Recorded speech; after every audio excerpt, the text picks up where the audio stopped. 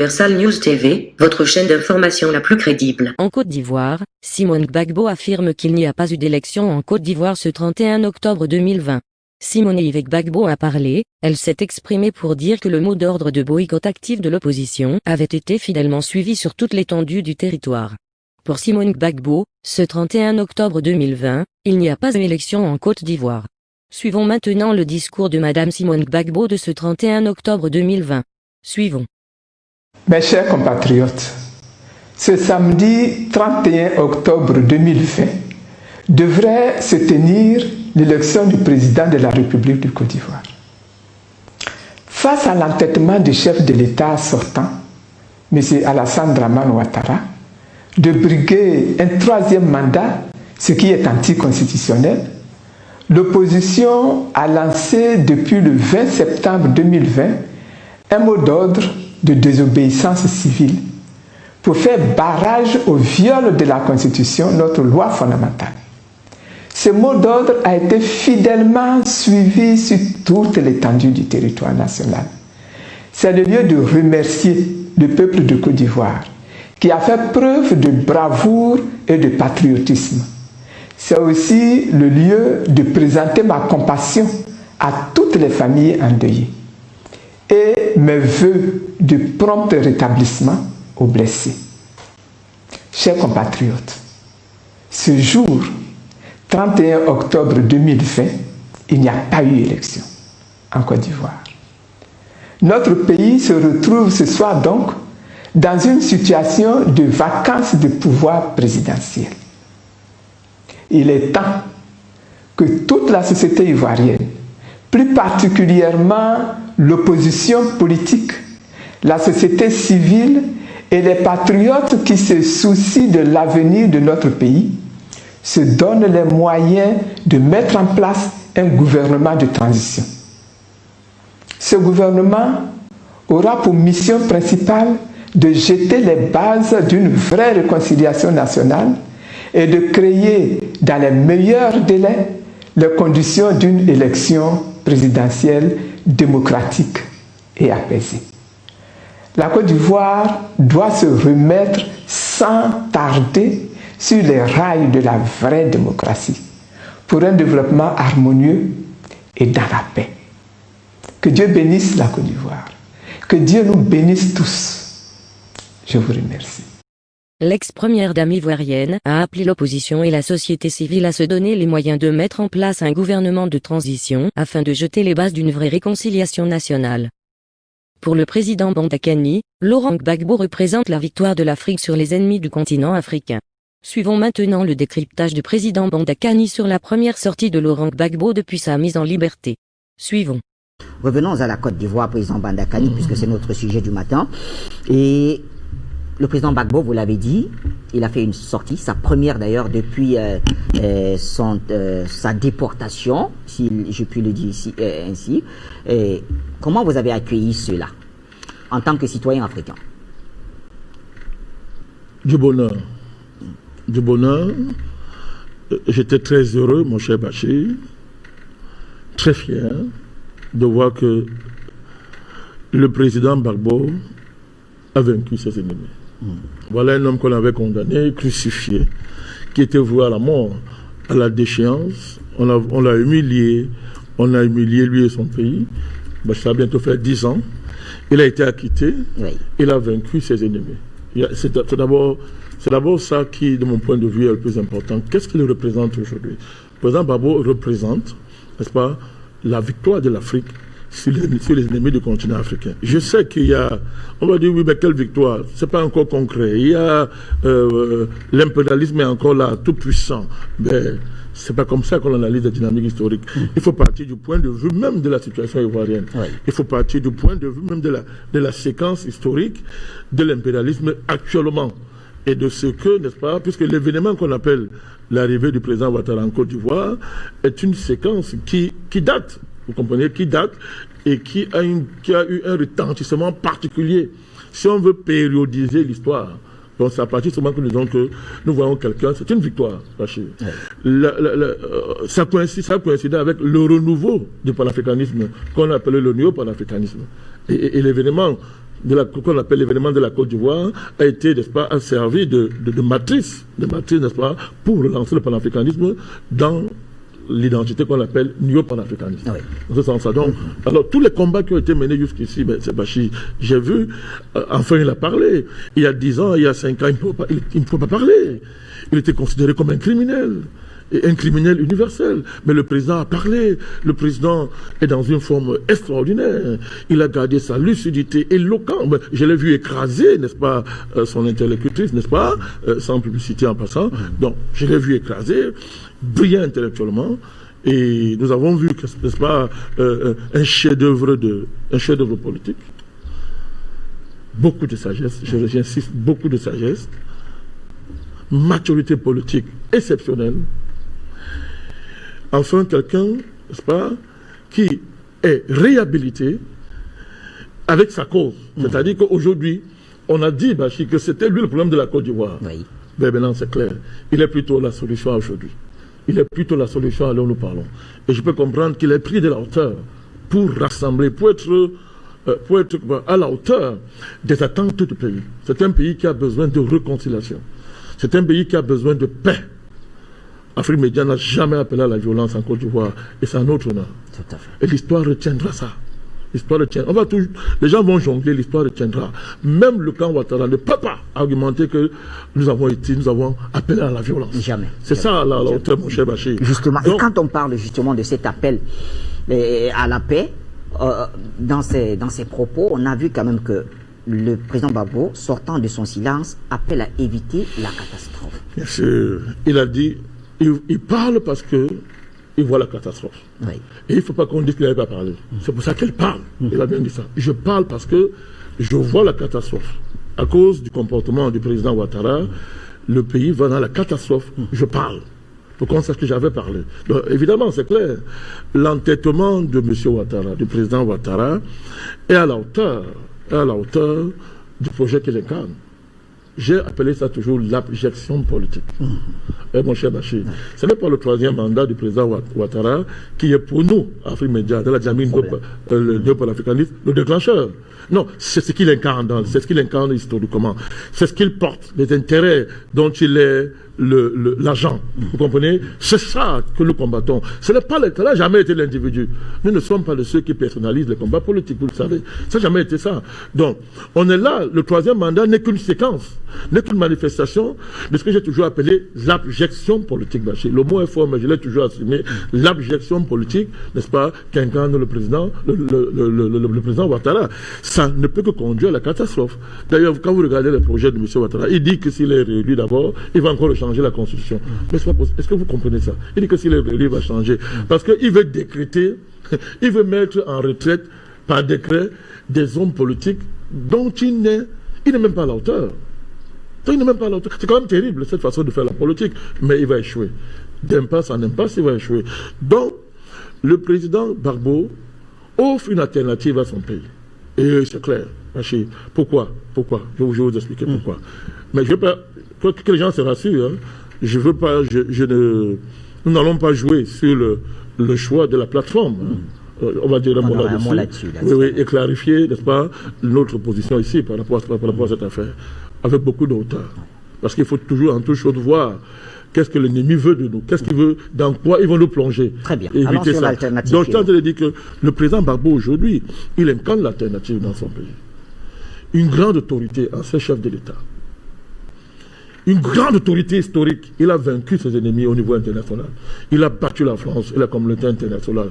Toutes honteuses, des petites gens qui aujourd'hui lui courent après, qui sont obligés de le réhabiliter, des petites gens, les Fatou Bensouda et la CPI de merde, l'ONU, la Banque mondiale, le FMI, tous ces gens, ce conglomérat criminel qui a fondu sur la Côte d'Ivoire, avec un niveau de prédation, j'ai même vu de l'histoire, avec un niveau de sauvagerie, de criminalité et d'abjection, inégalé dans l'histoire, sont tout petits aujourd'hui. Donc, l'autorité politique, l'autorité historique, de par son parcours, n'est-ce pas? Tout ça se conjugue et s'accumule pour faire du président l'alternative dans son pays.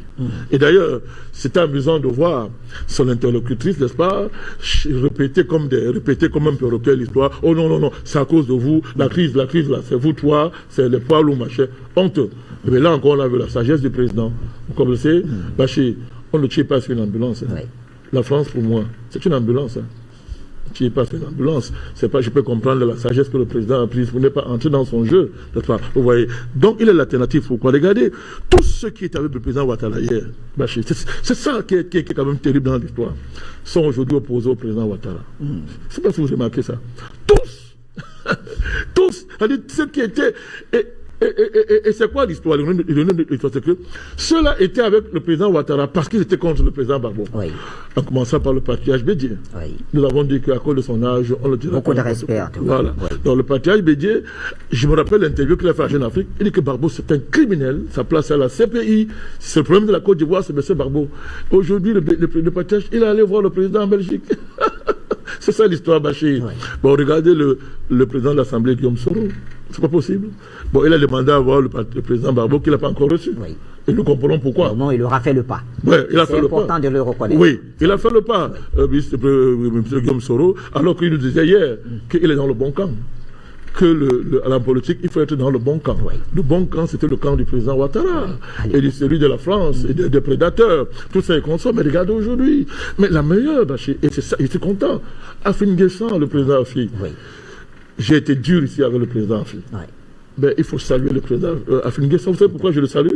J'ai suivi son interview dans un média que vous connaissez bien, oui. France 24. Oui. Parlons comme ça.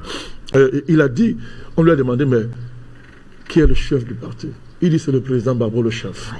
S'il revient, je m'incline. Oh, mais j'étais content, Bachir. Ah oui. J'étais content. C'est-à-dire que vous voyez comment les choses, tout ça, quand on regarde même à la dernière minute, un type comme Thiam, hein, ouais, qui rejoint justement. Sans honte, toute honte, ouais. Qui vient dire aujourd'hui qu'il est opposant. Ouais. Ce sont les élèves du président Gbagbo. Ils ont compris sur le tas. Donc vous estimez que toutes ces dynamiques contribuent à dire que justement c'est l'alternative. Mais c'est clair, attends, et c'est ça, et il fallait qu'il incarne l'alternative. Oui. Je salue le président Afin Guessan à dessein, hein, oui. Parce que vous savez que nous on n'a pas compris sa démarche jusqu'ici. On ne comprenait pas, tout à fait. Mais on a vu quelqu'un, d'ailleurs nous avons une pensée pour lui, on a brûlé sa maison, oui. On a brûlé son domicile. Et c'est pas la première fois. Ce sont les méthodes, ce sont les méthodes de Ouattara. Mon cher Bachir. Voilà les méthodes de Ouattaris. Une conception abjecte de la politique. Au rabais. Il n'y a pas de hauteur. Il n'y a pas de hauteur dans leur démarche. Donc voilà ça. Donc nous sommes de tout cœur avec le président Afin Guessan dans cette situation-là où sa maison a été brûlée. Il est resté ferme, ça ne l'a pas ébranlé, et il a dit que son chef s'appelle Gbagbo. Ça, c'est important. Nous devons tenir compte de tout ça. Il y a même plus grave encore. Le président Ouattara a été obligé de dire sur France 24 que l'heure est venue où le président Gbagbo doit rentrer dans son pays. Mais Bachir, c'est l'histoire qui est mais c'est gros ça. Mais il estime en même temps que c'est... Il jugera de quand? Peu importe. Non, ils ont cru que on appelle ça de la fantasmagorie politique. Oui. C'est Gbagbo. Est-ce qu'il dit ça parce qu'il veut? Les choses se sont imposées à lui, au président Ouattara. C'est nos combats, Bachir. Je vais arriver, parce que personne ne va voler nos victoires. Personne ne va voler les honneurs, n'est-ce pas? Ce qui appartient à Afrique Média, personne. Même pas les manœuvres de bas niveau que nous observons, mon cher Bachir. Donc, tout ça, le fait que le président Ouattara soit obligé de dire l'heure arrivée où il doit rentrer dans son pays, le fait que le président Afin Guessan reconnaisse que le chef, c'est le président Gbagbo, le fait que tous ceux qui étaient avec Ouattara sont maintenant avec le président Ouattara, sont maintenant opposés à lui, démontre que celui qui a eu raison, c'est le président Gbagbo. C'est lui l'alternative. Et il doit prendre l'auteur. Et j'ai salué qu'il ait pris de l'auteur. Maintenant, quand on a dit ça, Bachir, revenons sur la polémique qui est née du fait qu'il a choisi une plateforme qui, d'après ce qui est polémique, n'était pas appropriée. Et que la vérité, la justice aurait voulu que, n'est-ce pas, cela revienne, la primauté, l'honneur revienne à Afrique Média. Oui. Alors, il faut d'abord dire clairement qu'Afrique Média n'est dans aucune polémique. Aucune polémique. Oh, il faut le dire. C'est très important. Aucune polémique. Oui. Nous comprenons le chagrin, la déception, des panafricanistes, des Africains, qui se sera attendu que la sortie du président soit réservée à un média africain. Ça aurait été très honorable. Et à l'occurrence, Afrique Média. Vous comprenez, nous comprenons ça, mais nous ne sommes pas dans la polémique, ma chérie. Vous savez pourquoi? La polémique va nous rabaisser. La polémique va d'abord rabaisser Afrique Média. Il faut rester au niveau où la chaîne s'est placée. Oui. Il faut rester au niveau d'incarnation de la dynamique néo-panafricaniste et historique qui est notre devoir et notre responsabilité, Bachir. La responsabilité, c'est quoi? C'est que dans des moments comme ceux-ci, où des vents veulent s'aimer la zizanie, où l'impérialisme français et occidental manœuvre puissamment pour nous diviser et créer des oppositions de bas niveau et factistes, Afrique Média doit toujours prendre la hauteur. Bachir, qui nous a envoyé faire ce combat? C'est pas le président Barbeau qui nous a demandé c'est pas le président Barbeau qui nous a dit lancer la dynamique. Ouais. Vous comprenez? Quand tout le monde a abandonné le président Barbeau, nous avons reçu l'ordre de personne. Alors je voudrais rappeler qu'au moins 99,9% de notre personnel et des panafricanistes et tout n'ont jamais rencontré le président Gbagbo. Jamais. Il faut le dire. Jamais. Nous n'avons jamais reçu l'ordre. C'est pas le président Gbagbo qui nous a dit allez combattre. Nous avons pris notre responsabilité, Bachir. Et nous avons incarné un mouvement qui va de victoire à victoire, en dépit des apparences. Victoire en victoire.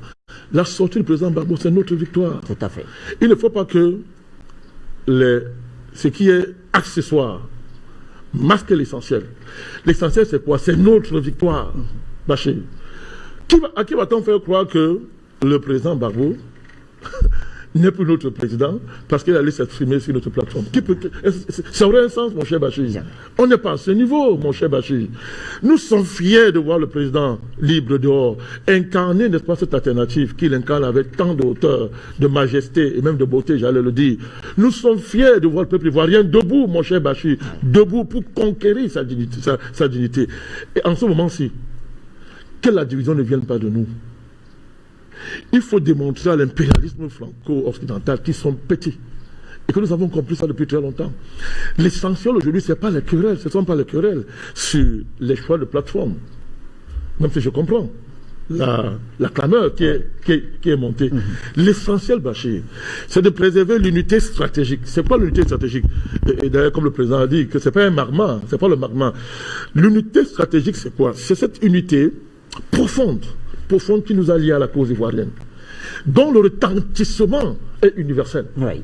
Alors, cette unité-là, mon cher Bachir, c'est ça qui permet de vaincre et d'écraser les manœuvres de l'impérialisme franco-occidental. Qu'est-ce qu'on veut là aujourd'hui? Quel est leur souhait? C'est de nous voir affronter le président. C'est de nous voir clamer comme des enfants. C'est de nous voir crier pour dire qu'on vous a dit que les Africains, là, ils n'ont pas de raison. Ils n'ont pas de raison. Ils nous auraient trahis, comme j'ai pu lire non. Il n'y a aucun acte de trahison. Je suis là ce matin pour soutenir le président. Et pour lui dire, président, nous t'aimons.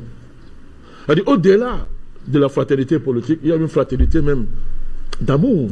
Qui nous lie à cet homme. C'est un grand homme pour ce qu'il a fait. Toute sa vie, c'est une vie de combat. Vous savez, Bachir, quelqu'un me disait hier que quand on analysait toute la clameur qui est montée, et que je comprends. Oui. Il faut comprendre ceux qui sont en colère, il faut les comprendre, il faut simplement les amener à se calmer et à privilégier l'essentiel. Il ne faut pas dire vous avez tort, vous êtes des enfants, pourquoi qu'est-ce que vous voulez montrer? Non. Ils ont raison de se fâcher. Oui. Ça, ils ont raison. Ce sentiment-là, cette idée que non, c'était pas là-bas que la première sortie de notre président n'est pas là-bas, il faut le comprendre. Et je pense qu'au niveau du FPI de la galaxie patriotique en Côte d'Ivoire, on le comprend. Oui. Si on ne le comprend pas, ce serait une erreur. Mais en même temps, notre mission, c'est de canaliser, de dire à tous ceux-là, non, voici l'essentiel. Ce n'est pas maintenant qu'il faut se diviser.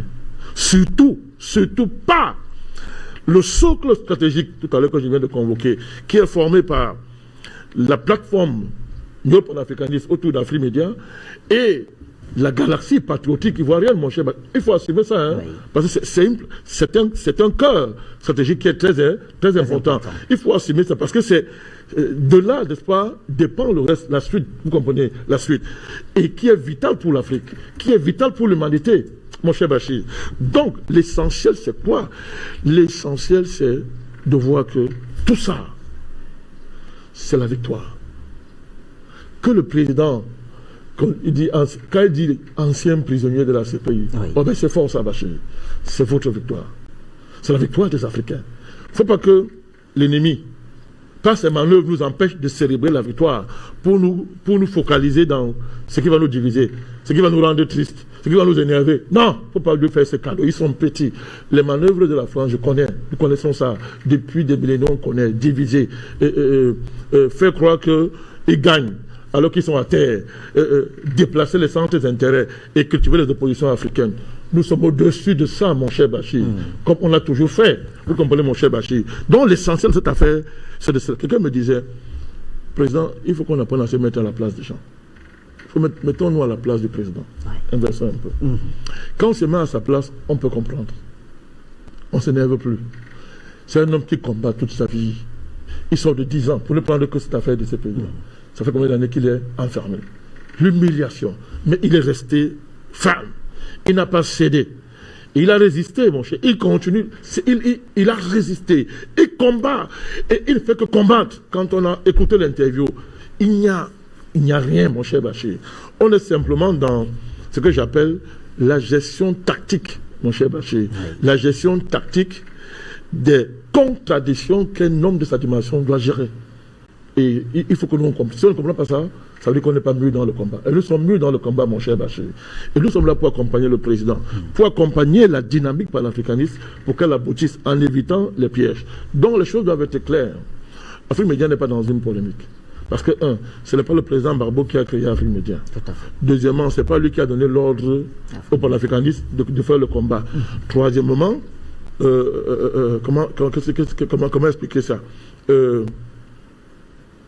Le parcours d'Afrique Média place, n'est-ce pas, cet instrument tellement à un niveau élevé que, je répète, nous devons prendre en charge. Nous devons savoir prendre en charge les contradictions qui jonchent le combat. Il faut les assumer.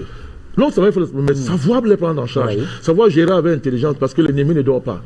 Écoutez bien, mais la France manœuvre. Et en Côte d'Ivoire, je l'ai dit ici, comment la France manœuvre en Côte d'Ivoire.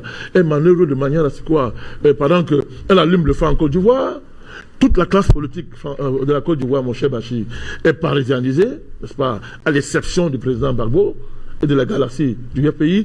Tous sont des pions de la France, sont parisianisés, croient que sans la France, sans l'Occident, on ne peut rien faire. Quand je dis parisianisé, ça veut dire quoi? Ça veut dire que tout ce que vous voyez aujourd'hui dans l'opposition, l'espèce de Chavez Ouattara hier, Omi Mamadou Koulibaly, et tout c'était autour du président Ouattara.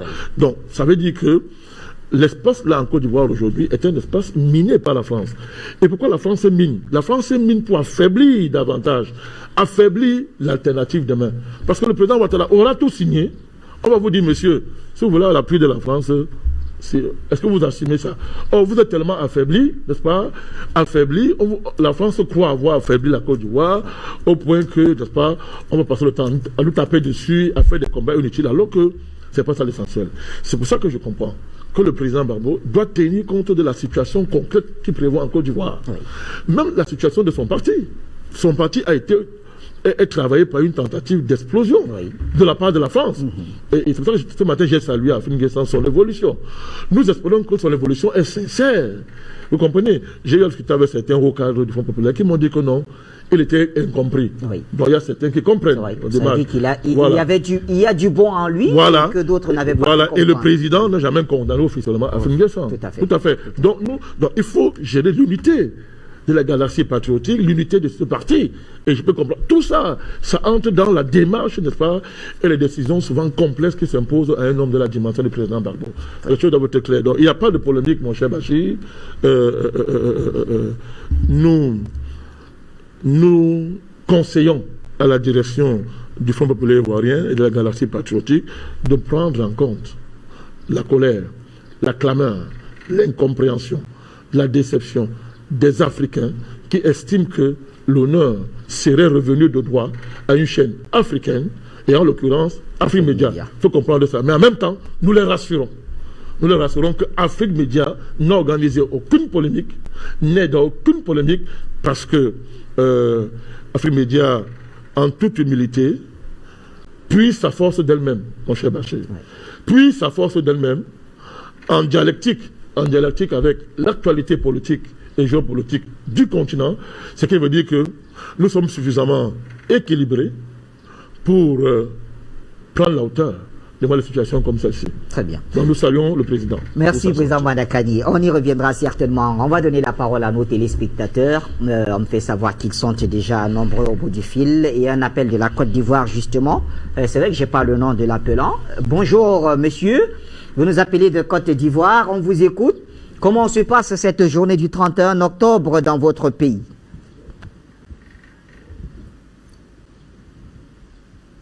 Bonjour, Balakani. Je suis très heureux.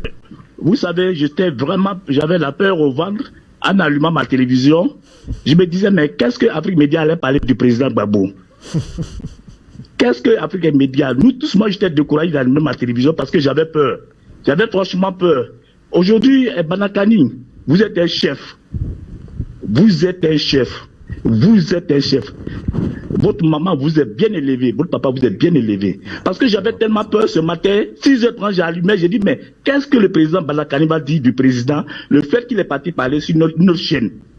Quand j'ai allumé, vous avez commencé à parler. C'est-à-dire, je ne veux même pas parler des élections. Je suis rassasié où je suis. Ce matin, je suis rassasié. Vous êtes un homme dur. Vous êtes un homme. Vous pouvez réconcilier. C'est-à-dire, vous pouvez diriger un pays. Franchement dit, je ne saurais comment vous remercier. Merci beaucoup. Merci pour tout ce que vous faites pour la Côte d'Ivoire. Vous savez, les gens disaient, moi quand j'ai vu sur les réseaux sociaux, j'ai dit, mais les gens disaient, mais il n'est pas parti parler sur Afrique Média, il va voir ce qui va se passer. Mais vous les avez dribblés. Vous avez dribblés. Bachi, c'est que vous avez fait la Côte d'Ivoire. Vous étiez en Côte d'Ivoire. Mes amis ont parlé de ça. Mais on va vous inviter, vous allez venir en Côte d'Ivoire. Manakani, calmez-vous, vous serez les premiers invités des personnes de l'Ouest. Moi, je suis un homme de l'Ouest, j'appelle. Franchement dit, je suis rassasié. Vous m'avez convaincu. C'est-à-dire, vous avez convaincu, c'est-à-dire, vous êtes un élève du président Gbagbo. Vous êtes un élève du président Gbagbo. Je ne parle pas d'élection, parce que vraiment, vous êtes un élève du président Gbagbo Banakani. C'est comme si vous avez fait la politique avec le président Gbagbo. Je vous dis merci. Bachi, merci ce matin. Merci pour tout ce que vous avez dit. Je suis vraiment heureux. J'avais peur ce matin-là, j'avais peur. Il dit, mais je ne voulais même pas allumer la télévision ce matin. J'avais peur. Il dit, Banakani va allumer le président Gbagbo aujourd'hui. Bachi va allumer le président Gbagbo aujourd'hui. Vous ne l'avez pas fait. Que Dieu vous bénisse. Dieu bénisse Afrique Média. Dieu bénisse le président, le PDG d'Afrique Média. Merci beaucoup. Je ne parle pas d'élection. Je parle de mon président Gbagbo. Banakani, nous sommes ensemble. On reste ensemble. Merci Bachi d'être là pour cadrer le débat. Vous avez vraiment... On est les prédateurs, tous ceux qui voulaient dire, oh, la Côte d'Ivoire, Gbagbo est parti par sur nos chaînes. Je vous dis merci pour tout ce que vous avez fait. Banakani, je vais allumer ma télévision maintenant. Je vais commencer à regarder parce que j'avais peur. Mais je n'ai plus peur, je suis rassasié, je m'ai mangé mon riz couché. Merci beaucoup, chers frères. Que Dieu vous bénisse. Merci à vous également, très cher, pour votre contribution dans le cadre de cette émission. Rassurez-vous, comme le disait le président Bandakani, il parle au nom de tout Afrique Média, au nom de la direction, au nom des panélistes. Afrique Média ne saurait avoir un problème avec le président Laurent Gbagbo pour aller s'exprimer dans un autre média. Non, il n'y a aucun problème à cela et je vous rassure que le président directeur général d'Afrique Média continue d'investir comme il se doit pour que la voix du panafricanisme se fasse entendre un peu partout dans le monde. Nous restons au téléphone et cette fois c'est du Ghana qu'on nous appelle. Allô, bonjour. Bonjour Bachi. Bonjour Pasteur. Bonjour Barakani, que la grâce de Dieu soit avec vous. Je salue le peuple camerounais, je salue le président Paul Biya, je salue Afrique Média, je salue cette grande chaîne. Je salue également tous les techniciens et toute la télévision Afrique Média parce que nous rendons toute la gloire au Seigneur d'abord et nous rendons hommage à cette grande chaîne. C'est pourquoi je suis d'accord avec Barakani et je suis d'accord avec Bachi. Nous ne rentrons pas dans ces polémiques parce que les gens, ils voulaient nous faire perdre également le combat. Non, ce n'est pas l'objectif. Et c'est pourquoi vous êtes des grands intellectuels, les grands journalistes, les grands savants, les grands politiciens. Je pense que vous êtes à la hauteur. C'est ce qui est. C'est ce qui est. Bachi, je voulais dire en ce matin que Afrique Média a fait un gros boulot. Et ici au Ghana, les gens sont fiers de cette télévision. Et que ce n'est pas des pensées bizarres qui doivent également... Non, c'est loin de là. Je voulais dire que la Côte d'Ivoire, il n'aura pas d'élection. C'est vrai, Dramane dit qu'il est en train d'organiser les élections. Mais c'est maintenant qu'il fait jour, il n'aura pas d'élection parce que, comme Badakani l'a dit, ce n'est pas le problème du troisième mandat qui est le problème, mais l'homme lui-même, c'est qu'il est. Depuis qu'il a pris le pouvoir, tout le monde est en prison. Moi qui vous parle, parce que je suis exilé ici, réfugié, ici au Ghana, depuis 10 ans. D'autres sont au Libéria, d'autres sont un peu partout. Les gens meurent dans les prisons. Tu dis tant tu es en prison, tu dis tant. C'est quelle vie ça? Tous les problèmes, c'est-à-dire quand tu avais porté un tricot de président Laurent Gbagbo, tu es en prison. Tu avais fait ça. Si tu dis quelque chose contraire de lui, tu es en prison. C'est de ça qu'il est question. Regardez comme il a ramené la Côte d'Ivoire en arrière de 50 ans où le président Laurent Gbagbo avait mis ce pays. Vous voyez? Et c'est de tout ça, et il représente l'intérêt occidental, et il représente également ces intérêts-là, et c'est ça qui fatigue le pays. L'Ivoirien est devenu étranger dans son propre pays, et il est devenu pauvre, il est devenu très malheureux. Nous qui sommes ici, personne ne peut dire que non, je vais être en là, parce que là-bas, ça ne va pas. Vous voyez? Donc c'est de ça qu'il est question. Comment quelqu'un qui prend le pouvoir, et les militaires sont en prison, les civils sont en prison, tout le monde est en prison. Même nous qui sommes ici, ce sont des prisons, parce qu'on n'a pas le droit d'aller dans notre pays. Pourquoi? Et c'est ça qu'il est. Il n'a pas pu réconcilier la Côte d'Ivoire, et la Côte d'Ivoire n'est pas réconciliée qui va aux élections. Et toi, tu étais un candidat exceptionnel. Et tu forces, parce que tout ton problème, il faut que le sang baisse, parce que les fédérations disent il faut que les Ivoiriens meurent pour que toi tu sois candidat, tu sois président. C'est ça qui t'intéresse. Non, il y a un Dieu des pauvres, et il y a un Dieu. Comme la Bible dit que sachez que l'Éternel est Dieu. Et ce Dieu-là, s'il est vraiment Dieu, qu'il est au ciel, et il sait que de la manière que nous mourons en Côte d'Ivoire, non, le Seigneur ne va pas permettre ça. Parce que nous voulons rentrer dans notre pays. Et c'est à cause de ce drame que nous sommes un peu partout. Dieu ne va pas permettre ça. Nous allons rentrer dans notre pays. Je voulais dire, pour finir, que Bachir, ce qui est en train de se passer, je pense que le président Laurent Gbagbo il a porté une ouverture. Elle a dit que ce que Dramane est en train de faire, il veut pousser la Côte d'Ivoire à cette catastrophe. Mais je pense que nous n'arriverons pas par là parce que je pense que quelque chose va se passer. Je vais m'arrêter là pour saluer également les hommes de la plateforme et surtout dire à Hubert Tudi, c'est mon frère, à Manela Sike, que le Seigneur vous bénisse, sans oublier le président, notre président Abou d'Angleterre. Merci de passer sur depuis le Ghana. Merci. À vous donc pour cette contribution, Pasteur Soa, depuis le Ghana, et nos équipes, nos correspondants en Côte d'Ivoire nous parlent donc d'un calme inhabituel et que les véhicules ne circuleraient pas comme d'habitude en ce jour de vote. Voilà, on attend d'autres informations. En tout cas, quand vous nous appelez, dites-nous comment ça se passe autour de vous. On veut bien savoir comment les élections se déroulent en Côte d'Ivoire. Du point de vue du citoyen ivoirien. Au téléphone, quelqu'un d'autre. Allô, bonjour.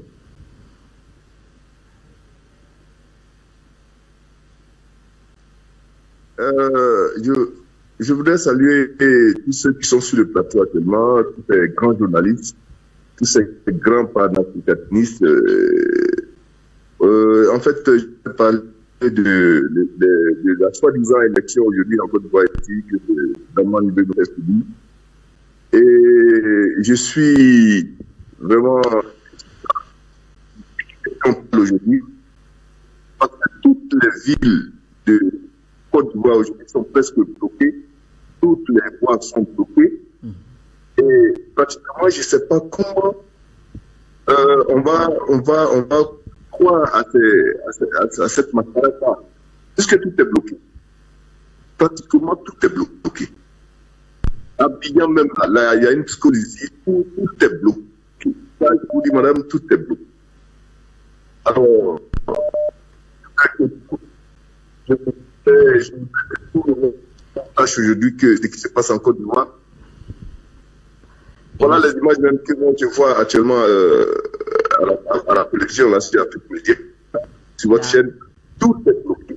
La communication n'est pas très bonne avec notre ami président. Je crois que c'est Je crois que je ne me trompe pas, c'est bien ça, c'est entrecoupé là.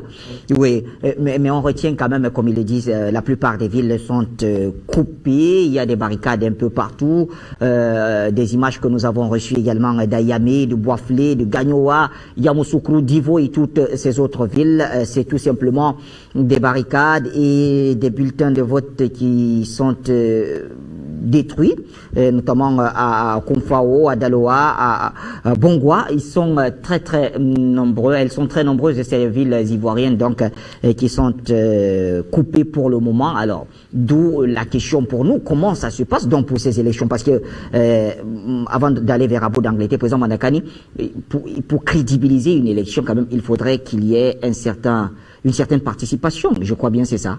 Non mon cher Bachir, oui. Il n'y a pas d'élection en Côte d'Ivoire.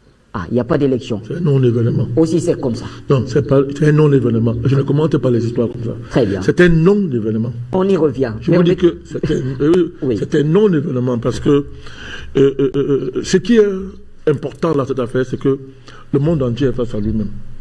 Cette prétendue communauté internationale autoproclamée, elle est en train de voir ce qui se passe. Le silence de l'Union européenne, qui passe des bavards universels, qui mettent leur faux nez et mauvais nez là partout. Que dit Paris? Monsieur Macron, le bavard universel, l'ONU, les États-Unis, ils ne sont pas en train de voir. C'est l'abjection, Bachir. L'abjection politique et géopolitique ne peut produire que l'abjection électorale. C'est un non-événement. Les choses sont claires. Il n'y a même pas de débat à faire sur le taux de participation. Il faut laisser son président Ouattara qui va chercher à justifier l'indéfendable. C'est la catastrophe électorale. Je dis c'est la catastrophe électorale. Et nous avons dit ça ici, que tout ce que le président Ouattara va faire va se retourner contre lui. C'est-à-dire, il va sortir quoi là? Quand après ça, il va dire quoi? Que j'ai été élu. Nous savons qu'il a avalé la honte, comme on dit chez nous. Le président Ouattara est très courageux. Il ne recule pas. Mais c'est pas possible. L'entêtement, c'est une chose. Le courage, c'est autre chose. Vous comprenez? Quand il dit entêtement, je vais rester poli. Je respecte quand même le président. C'est le président, non? Tout à fait. Voilà, on respecte le président. Mais voilà. Donc, il est entêté. L'entêtement, c'est pas le courage. L'abjection rend fou, mon cher Bachir. Ça rend fou. On prend ses rêves pour la réalité. Nous sommes en catastrophe électorale. Le débat aujourd'hui, vous comprenez? C'est pour ça que j'ai dit que le président Gbagbo s'est présenté en alternative. Et c'est l'alternative. Le débat aujourd'hui, c'est comment sauver la Côte d'Ivoire sans le président Ouattara. Comment sauver la Côte d'Ivoire en dépit, n'est-ce pas, malgré les comportements abjects du président Ouattara. C'est ça le débat. Et c'est cela la dynamique qui est en cours. Et elle est irréversible, mon cher Bachir. Donc cette élection-là renforce, n'est-ce pas, renforce la dynamique du changement. C'est ça qui est important. Voilà, donc ce qui est important, selon le président Bandakani, Abou d'Angleterre, bonjour très cher ami. Merci de nous suivre depuis l'Angleterre justement.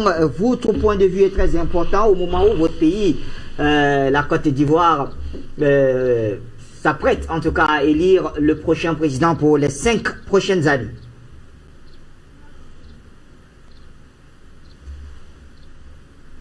Bonjour Monsieur Bachir Ladan, je suis tellement ce matin, la Dream Team accompagnée de mon président Padakani que j'adore. Sacré Padakani, n'existait pas, nous les Africains, nous avons dû le trier. Bachir, vous êtes le meilleur journaliste du monde, je comprends.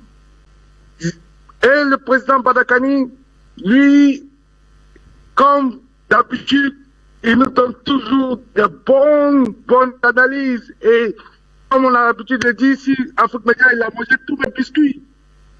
Effectivement, il a tout dit sur le président. Combien de fois on appelle désormais prophète son Excellence Laurent Gbagbo. Il a montré la sagesse africaine au monde entier. Il a montré l'essence même de l'homme africain, c'est-à-dire l'humanisme complet.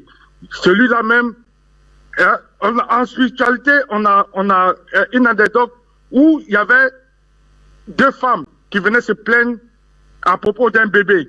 Il y a une qui avait perdu son bébé, qui l'avait écrasé elle-même la nuit, et le roi Salomon devait choisir. Mais celle Donc, à qui n'appartenait pas le bébé, disait il faut découper le bébé en deux. Mais elle, la vraie mère du bébé, a dit il faut donner le bébé complet à l'autre dame, comme ça le bébé va vivre. Mais c'est ça la différence entre Alassane Dramane Ouattara et Gbagbo. Après toute l'humiliation, Gbagbo pouvait rentrer dans son pays s'il le veut, mais il ne veut pas brûler le pays. Il ne veut pas brûler le pays. Mais par contre, Alassane, après avoir violé à plusieurs reprises la Constitution, en 93, il voulait prendre le pouvoir à la succession d'Oufoué, alors qu'il n'était même pas venu, il n'a jamais été politicien. Il était venu seulement en Côte d'Ivoire en tant que technocrate. Il n'était jamais question qu'il soit président. Et la Constitution même ne le disait pas, ne prévoyait pas qu'il soit président. Mais parce qu'il a été Premier ministre, il voulait être président. Après, il a fait le coup d'État.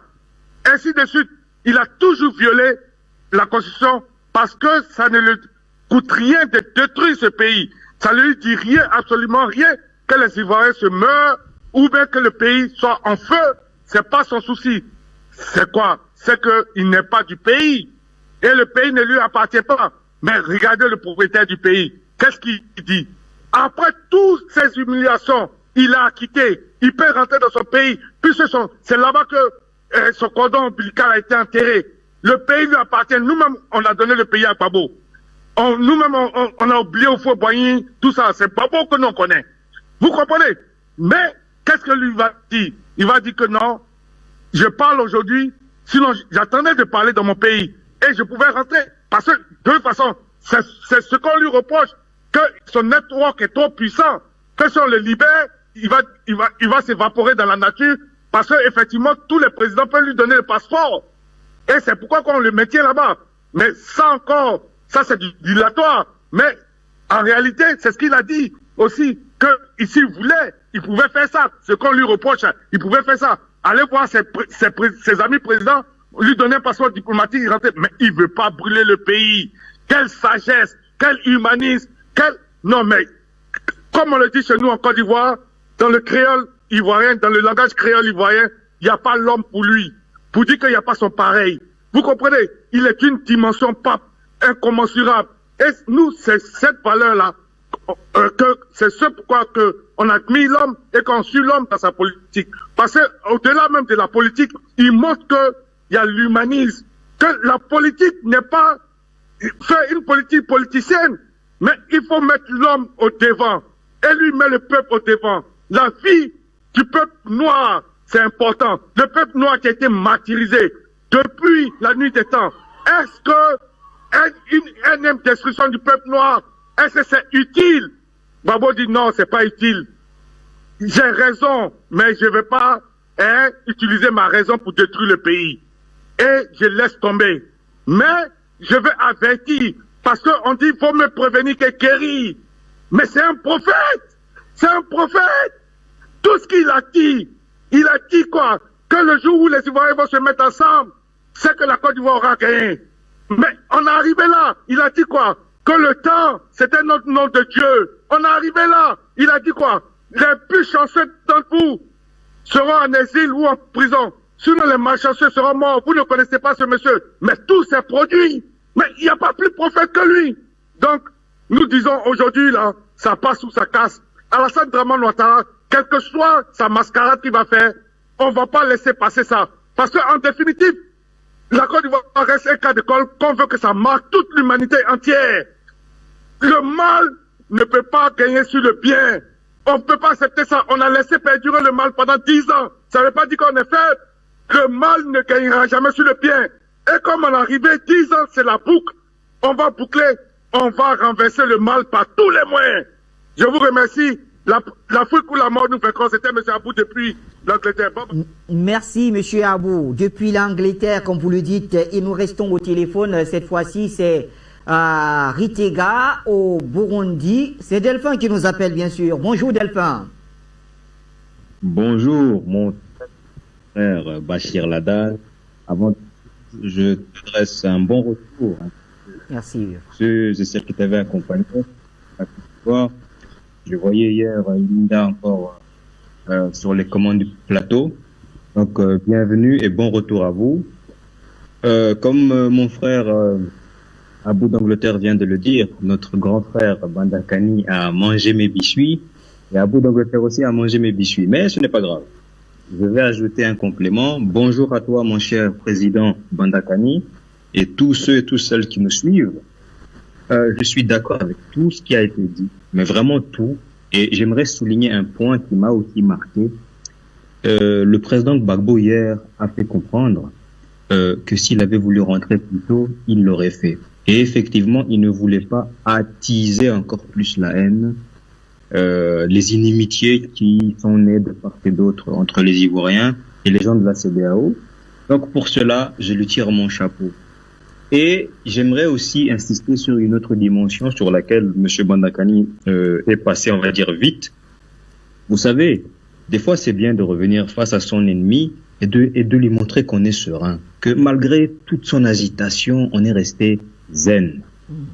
Et donc pour ça, j'applaudis grandement le président Gbagbo, qui du côté de Gitega est jusqu'à aujourd'hui considéré comme le président légitime. Moi non plus, je n'ai aucun problème avec M. Ouattara. L'individu en lui-même ne m'intéresse pas. Mais ce qu'il incarne, être venu au pouvoir de la manière dont il est venu, cela restera inacceptable du côté de Gitega. Et si nous devons être le dernier pays que ces gens, ces tocards, soi-disant démocrates, doivent écraser comme les Amérindiens pour qu'ils le comprennent, nous serons les derniers. Ce monsieur doit partir. Un point trait. Voilà, je ne vais pas m'attarder. Je redonne aussi la possibilité à d'autres frères et sœurs de s'exprimer. On est ensemble. Afrique Média.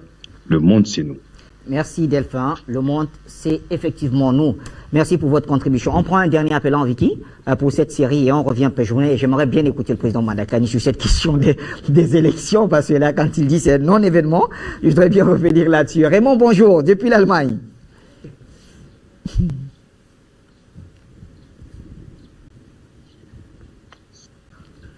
Allô? Oui, Raymond, bonjour. Bonjour.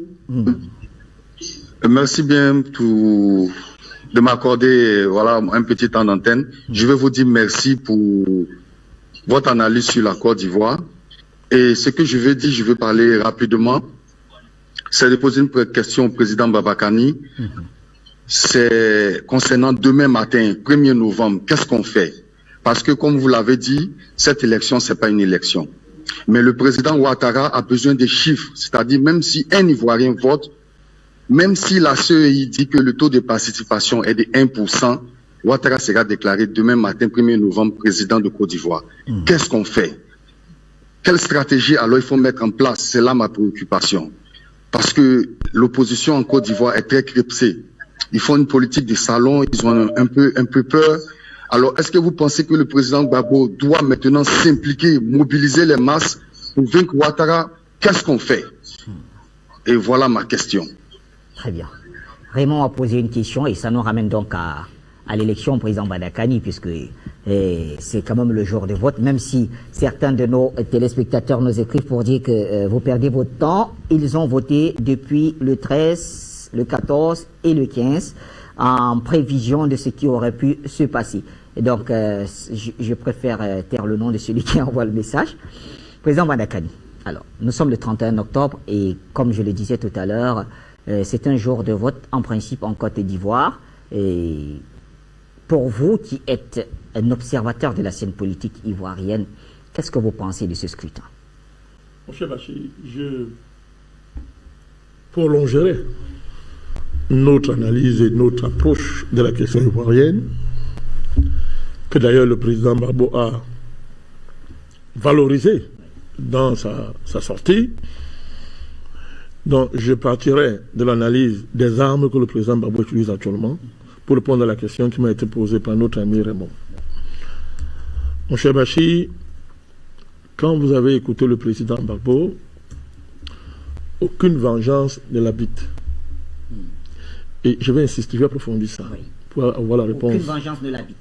C'est-à-dire, d'abord, c'est pour ça que on peut comprendre le choix de la plateforme non africaine qu'il a faite tactiquement. Accepter d'aller s'exprimer sur des médias criminels qui ont passé le temps à le détruire, démontrent la supériorité du président sur ses ennemis. Ça peut s'analyser aussi comme ça. Et il faut analyser ça comme ça. Et c'est la meilleure analyse.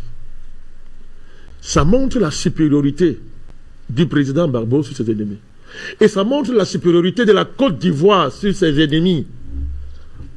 Parce qu'il s'agit quand même de son ancien président. Que moi j'appelle toujours le président. Tout à fait. Vous comprenez? Le président.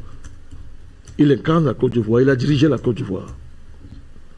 Et même n'étant pas au pouvoir, il rayonne et impacte le pays plus que celui qui est au pouvoir. Donc pour dire que ça fait partie, pourquoi Bachir, pourquoi j'insiste dessus? Les armes de l'esprit, les armes spirituelles. Je vais insister là-dessus et ça me permet de répondre à Raymond. Bachir, tout à l'heure je vous ai dit à l'entame de l'émission que la hauteur d'Afrique Média s'est manifestée par notre refus d'appeler à toute forme de violence en Côte d'Ivoire. Oui. Nous avons refusé de nous substituer au peuple ivoirien et aux Ivoiriens. Nous avons dit, nous ne sommes pas là pour lancer les mots d'ordre en Côte d'Ivoire. Et ça ne changera pas. Je suis en train de répondre à Raymond. Ce n'est pas à nous de dire au peuple ivoirien ce qu'il a fait. Il sait ce qu'il a fait. Il est en train de faire depuis ce qu'il a fait, en toute souveraineté. Et il le fait bien. Nous avons prié qu'il n'y ait pas de violence généralisée, qu'il n'y ait pas de morts en série. Parce qu'un des projets de ces gens, c'est qu'il y ait beaucoup de morts et ils boivent le sang. Là, c'est une discussion très pas. Là, maintenant, je parle un discours spirituel. Ils aiment du sang. Le sang les nourrit. Et nous avons ici, Afrique Média, dit nous ne voulons pas de ça pour ce pays. Il y a les armes spirituelles. Moi, je dis à Raymond, à mon frère Raymond, qui a sorti Gbagbo de la CPI? Ce n'est pas la force des fusils. Hein? Ce n'est pas la violence. Ce sont les armes de l'esprit. Parce que la justesse du combat, la noblesse du combat est une puissance. Est une puissance supérieure aux puissances qui sont derrière le président Ouattara. Parce que le combat que mène le président Ouattara n'est pas un combat juste. C'est de l'abjection. Ce combat. C'est de l'abjection. Parce que la manière dont on arrive au pouvoir, les intérêts qu'on incarne et qu'on porte sont des intérêts abjects, mon cher Bachir. Et ces intérêts ne gagnent pas dans l'histoire. Ces intérêts n'ont jamais gagné dans l'histoire, mon cher Bachir. Donc, la noblesse de la cause, c'est quelle cause? L'amour de son pays, Bachir. Le patriotisme. La défense des intérêts de son pays. C'est tout cela qui a justifié qu'on veut détruire le président Gbagbo, qu'on veut détruire les patriotes ivoiriens, mon cher Bachir. C'est tout cela qui a justifié qu'on veut violer la première dame de la Côte d'Ivoire, Madame Simone Gbagbo. C'est tout ça. C'est pour ça qu'on a bombardé le palais de ce pays. Des forces d'occupation, des forces impérialistes, des forces criminelles, multinationales, françaises, Union européenne, états-unienne, onusienne mélangée. Cette engeance criminelle a bombardé le palais de la Côte d'Ivoire, marché ces institutions de ce pays, mon cher Bachir, de manière la plus abjecte. Vous savez pourquoi? C'était pour détruire le patriotisme. C'était pour détruire l'amour du pays. Et moi, je vous dis ce matin, Bachir, aucune force au monde ne peut venir à bout du patriotisme. Aucune force au monde ne peut venir à bout de l'élan d'une nation qui est décidée à défendre sa souveraineté. C'est divin. Je préfère vraiment impliquer le divin dans votre combat. Le divin. À travers la cause. C'est pour ça que les desseins du président Ouattara ne réussiront pas. Ça ne réussira pas, mon cher. Ça ne réussira pas, mon cher Raymond. Est-ce que vous imaginez par quelle force aurait pu, n'est-ce pas, par quelle force vous aurez pu imaginer qu'aujourd'hui, ceux qui sont opposés au président Ouattara le soient? Parce qu'il y a 5 ans, il y a 4 ans, il y a 3 ans, qui aurait imaginé? Malgré tout le prestige, tous les avantages quand même qu'ils avaient à être avec lui. Bien sûr, qui peut imaginer que le président de l'Assemblée nationale, M. Guillaume Soro, serait aussi résolument opposé à son ancien mentor, le président Ouattara? Qui aurait pu imaginer que la Montano serait aujourd'hui dans l'opposition? Qui aurait pu imaginer, mon cher Bachir, que le patriarche Bédier serait aussi résolument opposé au président Ouattara, au point d'être celui qui a appelé à la désobéissance civile. Qui aurait pu imaginer, mon cher Bachir, que toute la classe politique ivoirienne devait être réunie aujourd'hui dans une dynamique d'opposition à M. Ouattara? Que tous célébraient hier, mon cher Bachir. C'est pour dire que le vent de l'histoire est en train de tourner, mon cher Bachir. Donc, le peuple ivoirien est le seul souverain en la matière pour utiliser les armes qui lui paraissent les plus nobles dans la lutte. Moi, notre rôle ici, c'est de dire que nous, au niveau de l'Afrique Média, nous ne croyons pas que la violence est la voie appropriée. Parce que la violence va nourrir les dieux qui vivent du sang et qui protègent tout ce qui est mauvais sur cette terre, mon cher Bachir. Nous ne conseillons pas cela. Mais aujourd'hui, chacun voit ce qui se passe devant nous. Chacun voit. Alors, le débat, ce n'est pas de savoir si le président Ouattara va dire qu'il a gagné ou pas. Le débat, ce n'est pas de savoir s'il y a eu 2 ou 3 personnes qui ont voté. C'est pas ça le débat. Ce débat-là, de mon point de vue, je n'ai pas la science infuse. Il faut laisser ça au président Ouattara. Bachir. Le débat, c'est de savoir, Bachir, si M. Ouattara va survivre à sa forfaiture. Regardez l'état de la Côte d'Ivoire, Bachir. Regardez le pays. Mais il va être... ok, il ne suffit pas d'être élu. Mais il faut encore parler à son pays, mon cher Bachir. Il faut parler à son peuple. Le président Ouattara ne pourra pas parler à son peuple. Il ne pourra pas. Parce que l'imposture est flagrante, mon cher Bachir. Cette imposture du 3e mandat a pourri. Ça a pourri la situation en Côte d'Ivoire. Ça a pourri toute l'autorité de M. Ouattara. Il n'en a plus. Il n'en a plus. Au point où on n'a même pas besoin de lui contester. Hein. Il n'en a plus. Quand vous gagnez une élection, mais il faut parler à votre peuple. Il faut que vous puissiez parler à ceux que vous voulez gouverner, mon cher Bachir. Or, aujourd'hui, c'est pas possible. Parce que même hier encore, ses parrains, ses mentors s'affichaient avec le ouvertement. Mais aujourd'hui, ils le soutiennent avec la honte. Ils ont honte. Ils le soutiennent, hein? Ça, il ne faut pas rêver. Mais avec la honte, l'ONU a honte. La CEDEAO a honte. L'Union africaine, ils ont honte. Le Parlement par l'ordre de Paris. C'est honteux aujourd'hui de soutenir le président Ouattara. C'est une honte. La preuve, quand il a dit qu'il ne se présentait pas, le troubadour qui est là-bas à l'Élysée, qui n'arrive pas à gérer son pays, a envoyé des mots pour dire que, oh, monsieur le président, vous êtes entré dans l'histoire. Je vous salue. Depuis, vous voyez, lui qui parle tous les jours et à tout temps, il est silencieux. Vous ne voulez pas observer ça? Il est silencieux. Monsieur Macron est silencieux. Pourquoi? C'est honteux. On tue, on continue à tuer, bon, on a honte. Ce n'est pas le fait du hasard. Le contexte a changé. Donc, alors, 1er novembre, je suis en train de le permettre. Alors, après 1er novembre, à partir de demain, qu'est-ce qu'on fait? Ben, faites ce que vous avez à faire. Faites ce que vous faites. C'est vous, c'est votre pays, c'est vous qui décidez. Ce n'est pas Bandakane qui décide, ce n'est pas Bachir qui décide, ce n'est même pas le président Barbeau qui décide. C'est vous qui avez le pouvoir, c'est vous qui êtes devant votre destinée, c'est vous qui êtes devant l'avenir de votre pays. Et je vous dis que pour l'instant, vous avez fait ce que vous avez à faire. Et vous avez bien fait. Mais ce dont je suis sûr, Dieu est avec vous. Je voudrais dire au peuple ivoirien, Dieu est avec vous.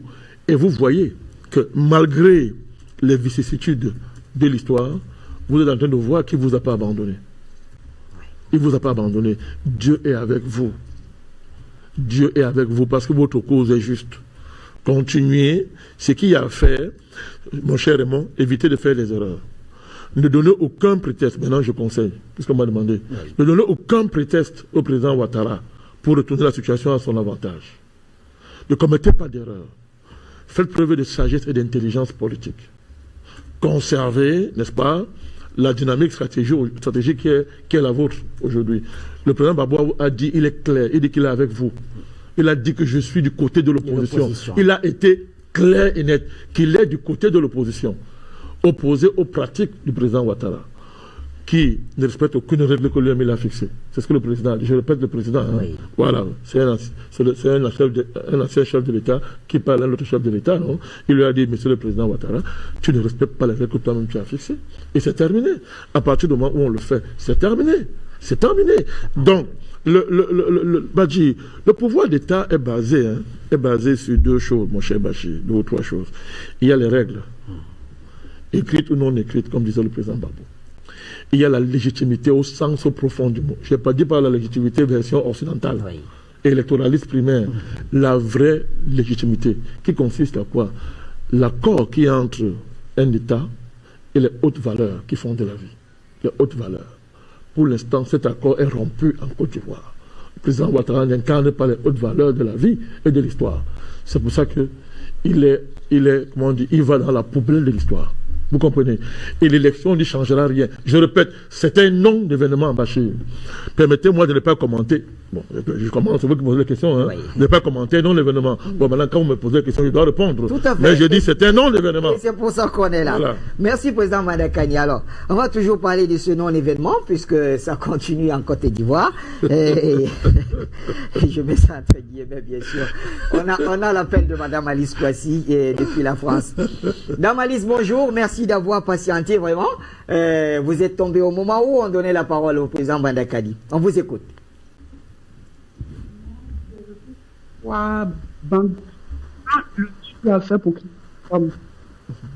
Bonjour, président.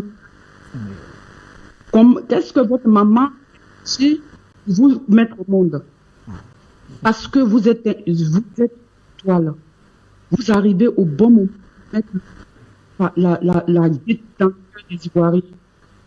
On était tous désespérés de ne pas voir avec le président Laurent Gbagbo. Vous êtes venus, vous nous avez... Actuellement, j'ai envie de venir vous en... Vous savez, ça fait trop plaisir de vous... J'ai appelé ce matin simplement pour vous faire un gros bisou. Parce que ça fait 10 ans qu'on parle la même chose. Ça fait 10 ans qu'on est en souffrance. Laurent Gbagbo, c'est un grand homme. Il sait ce qu'il fait. Il fallait qu'il passe par ces médias là pour dire qu'il existe. Et vous avez compris son jeu. Vous avez compris ce que Laurent Gbagbo voulait exprimer. Ceux qui n'ont pas compris, c'est vrai. Il y a des personnes qui n'étaient pas contentes. Il y a d'autres qui ne comprenaient pas. Il y a eu des disputes. Mais il sait pourquoi il est passé par cette chaîne. N'empêche pas que dans son cœur, il sait qu'Afrique Média existe. Quand sa femme parle sur Afrique Média, il le sait. Les blés goudaient tout le monde. Mais il est passé par cette chaîne pour faire passer un message. Et vous avez compris ce qu'il a voulu dire. Je suis sûr que vous avez compris. Les autres aussi ont compris. Mais il fallait un homme sorti de nulle part pour venir nous soulager ce matin. Je suis très heureuse de vous écouter. Franchement. Franchement, avec le cœur. Vous êtes un amour. Vous êtes un ange. Il fallait un homme comme vous pour venir nous mettre la gaieté, la joie dans le cœur. Mr. Banda Kani, je vous remercie que le bon Dieu vous aide, vous accompagne partout où vous voulez aller. La grâce de Dieu soit sur vous. Et Afrique Média, franchement, il n'y a rien à dire. Merci. Au revoir. Merci Madame Alice Kouassi depuis la France. Nous restons au téléphone du président. J'aurai une question pour vous de la part de Billy Blessing, probablement juste après, une question très importante d'ailleurs.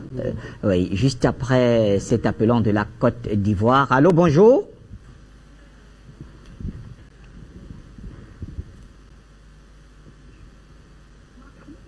Oui, bonjour Bachir. Bonjour président Malakani. Je vous appelle Daniel Descours, je suis M. Président. Oui, nous sommes aujourd'hui à un jour très déterminant pour notre pays de la Côte d'Ivoire. Les gens ont parlé d'élections. Les élections, je pense que c'est une vie de l'esprit. Quelque chose qui ne se réalisera pas. Parce que, Ivoiriens que nous ne sommes pas prêts à garder notre pays pour n'importe quoi, pour n'importe qui. Nous allons appeler, sûrement au vrai vous dire, aujourd'hui à mes parents que si jamais il y a 35 choses et aller voter en un moment de la liste des membres de la famille. Voilà. Est-ce que vous avez dit vous-même la grandeur du président Laurent Gbagbo. Il sait que la Côte d'Ivoire c'est son pays. Et il n'a pas voulu, il ne voulait jamais que ce pays-là gagne dans le sang. C'est pourquoi je l'ai toujours dit.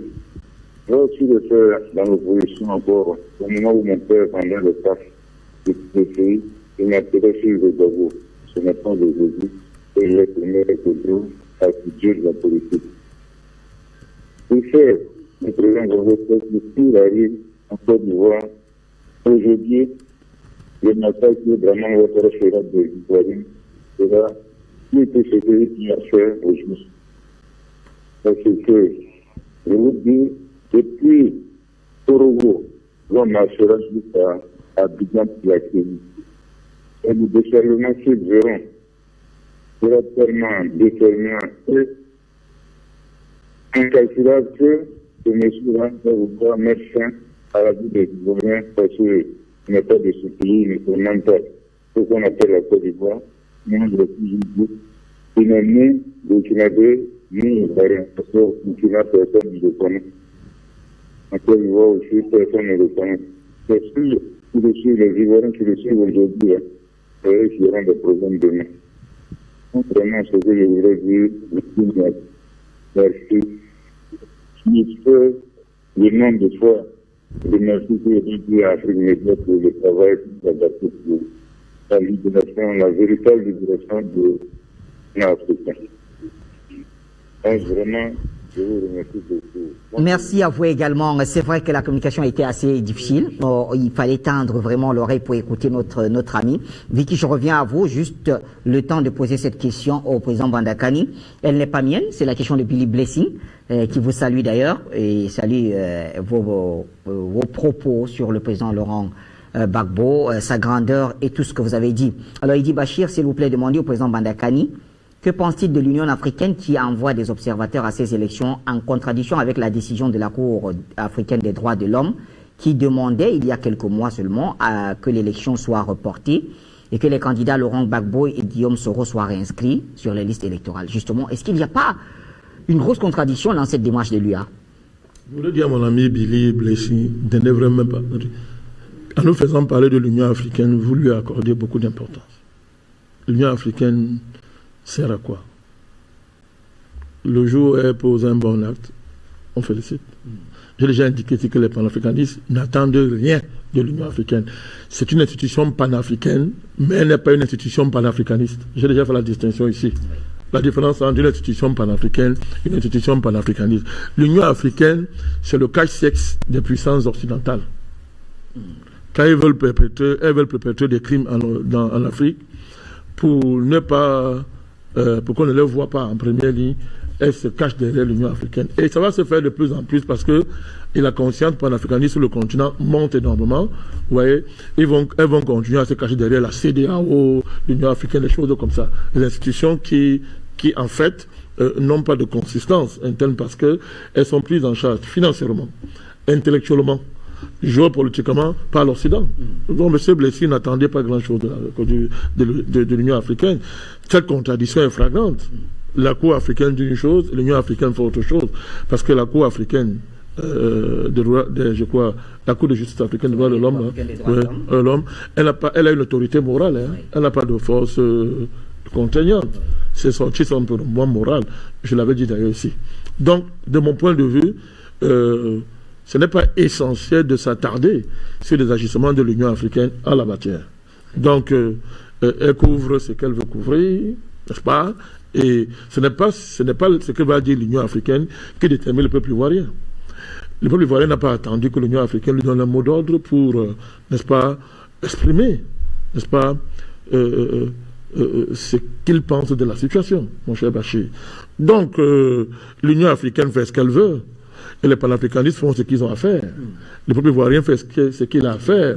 Et ce n'est pas l'Union africaine qui va changer quoi que ce soit. Je voudrais ajouter, toujours dans le même sens, Bachir, que si l'Union, je sais que la priorité aux appelants, si l'Union africaine n'a pas été capable de protéger la Côte d'Ivoire de l'occupation impérialiste, de l'abjection qui a frappé ce pays, pourquoi pensez-vous que l'Union africaine va sauver la Côte d'Ivoire? Aussi simple que ça.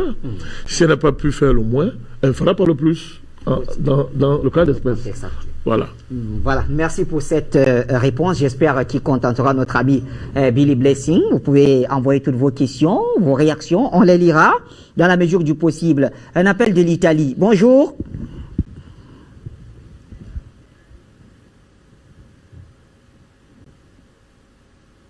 Bonjour Afrique Média. Bonjour.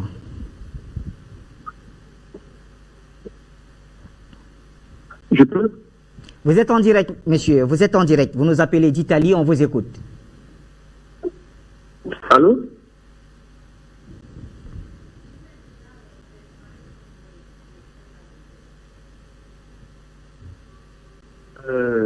Je suis Joël Goué, j'appelle de l'Italie. J'aimerais vous prononcer un peu sur la dernière sortie publique depuis son acquittement, le président Laurent Gbagbo. Vous voyez que quand il disait au moment il était au pouvoir pendant la crise post-électorale, il disait que il y a deux personnes. Il y a le président de l'étranger et il y a le président de l'Ivoirien. Nous avons vu la grandeur de cet homme. Quand il a parlé, on a vu vraiment l'amour qu'il a pour son pays. Par rapport à l'autre, quand il parle, tout le monde voit à travers ses dires sa pensée qu'il a pour les Ivoiriens, pour la Côte d'Ivoire. Et je salue cet homme. Il est clair, il est concis et il est cohérent dans sa démarche politique. Moi je ne suis ni Go, ni pro-Soro, ni pro-Soro. Mais je partage l'idéologie de ce monsieur-là qui est le président Laurent Gbagbo. Voilà. Parce qu'il n'a jamais déraillé. Il suit une ligne. Et c'est cette ligne-là que moi je regarde. Cette idéologie-là que moi je regarde. Merci encore au président Laurent Gbagbo. Je vais parler d'une deuxième personne qui est Guillaume Soro. Le fameux Guillaume Soro. Le fameux Guillaume Soro, la démarche dans laquelle il est, pour moi, ce n'est pas le moment. Parce qu'après tout, Guillaume Soro reste Guillaume Soro. Chaque Ivoirien a déjà une idée vraiment néfaste, négative de ce personnage-là. Et de tout ça, sauter directement, disant qu'il veut liguer la magistrature suprême. Je pense que ce n'est pas là. Il doit continuer à demander pardon. Tant que les Ivoiriens vont se sentir meurtris par ces actes, il doit continuer à demander pardon. Il ne doit même pas parler même d'être président de la République de la Côte d'Ivoire. Il est encore loin de cela. Il a encore une longue marche. Il a encore une longue marche. Ce qu'il a commencé d'abord, c'est qu'on dit qu'il n'est jamais tard pour bien faire. Continuer à, disons, dire non à son mentor parce que qu'on ne veut pas, c'est Ouattara qui l'a fait. Et tôt ou tard, il va répondre devant la justice. Parce qu'il y a une guerre. Il avait dit que c'est le Gbagbo et son entourage sont coupables. Il savait qu'ils sont innocents. Ils ont été acquittés. Quand il y a palabre, c'est deux camps. Si le camp est innocenté, l'autre camp doit répondre. Ça, c'est clair. Cette histoire va finir comme on le dit en Ivoirien. Ça va finir. Et entre nous, là, on va réduire. Parce que ça ne va pas rester fortuit. Donc, il continue dans sa démarche avec l'opposition. Le but actuellement, c'est d'empêcher Ouattara dans sa forfaiture constitutionnelle. Mais après, le problème des Ivoiriens, on va résoudre. Parce que ça ne va pas rester impuni. Voilà. Vraiment. Merci à vous, très chers amis, pour cet appel depuis l'Italie. Nous restons au téléphone. On va prendre deux autres appels très rapidement. Et on revient, président Bandakani. On aura encore peut-être 2 séquences avant la fin de l'émission. Et c'est bien sûr Peter qui nous appelle d'Écosse. Bonjour, Peter. Le grand Peter, comme le dit le président Bandakani. Merci beaucoup, Call Center. Bonjour au président Bandakani. Big up to you. Je voulais apporter mon petite contribution ce matin. Moi, j'ai 2 points essentiels sur lesquels je voulais intervenir parce que depuis quelques jours, je regardais un peu la réaction des téléspectateurs sur l'intervention du président Gbagbo sur la chaîne française TV5 Monde. Mais il faut comprendre une chose, hein, comme a dit le président Balakani.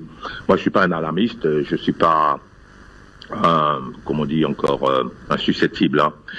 Vous savez que c'est la France qui avait organisé l'enlèvement, le départ brutal du président Gbagbo, avec ces mêmes chaînes qui avaient fait une sorte de film hollywoodien, comme s'ils avaient gagné un trophée. Ils avaient même comparé M. Laurent Gbagbo comme Antonio Noriega ou bien Pinochet. Mais aujourd'hui, après 10 ans, et qu'ils ont constaté eux-mêmes hein, qu'ils ont fait fausse route, ce sont les mêmes bourreaux qui reviennent encore vers lui pour l'interviewer. Et quand je vois et j'entends les gens crier trahison, je dis non, c'est pas une trahison. Il faut se montrer supérieur à l'autre pour lui dire que tu es plus intelligent et plus sage. C'est vous qui m'avez filmé mon épouse quand vous m'avez arraché.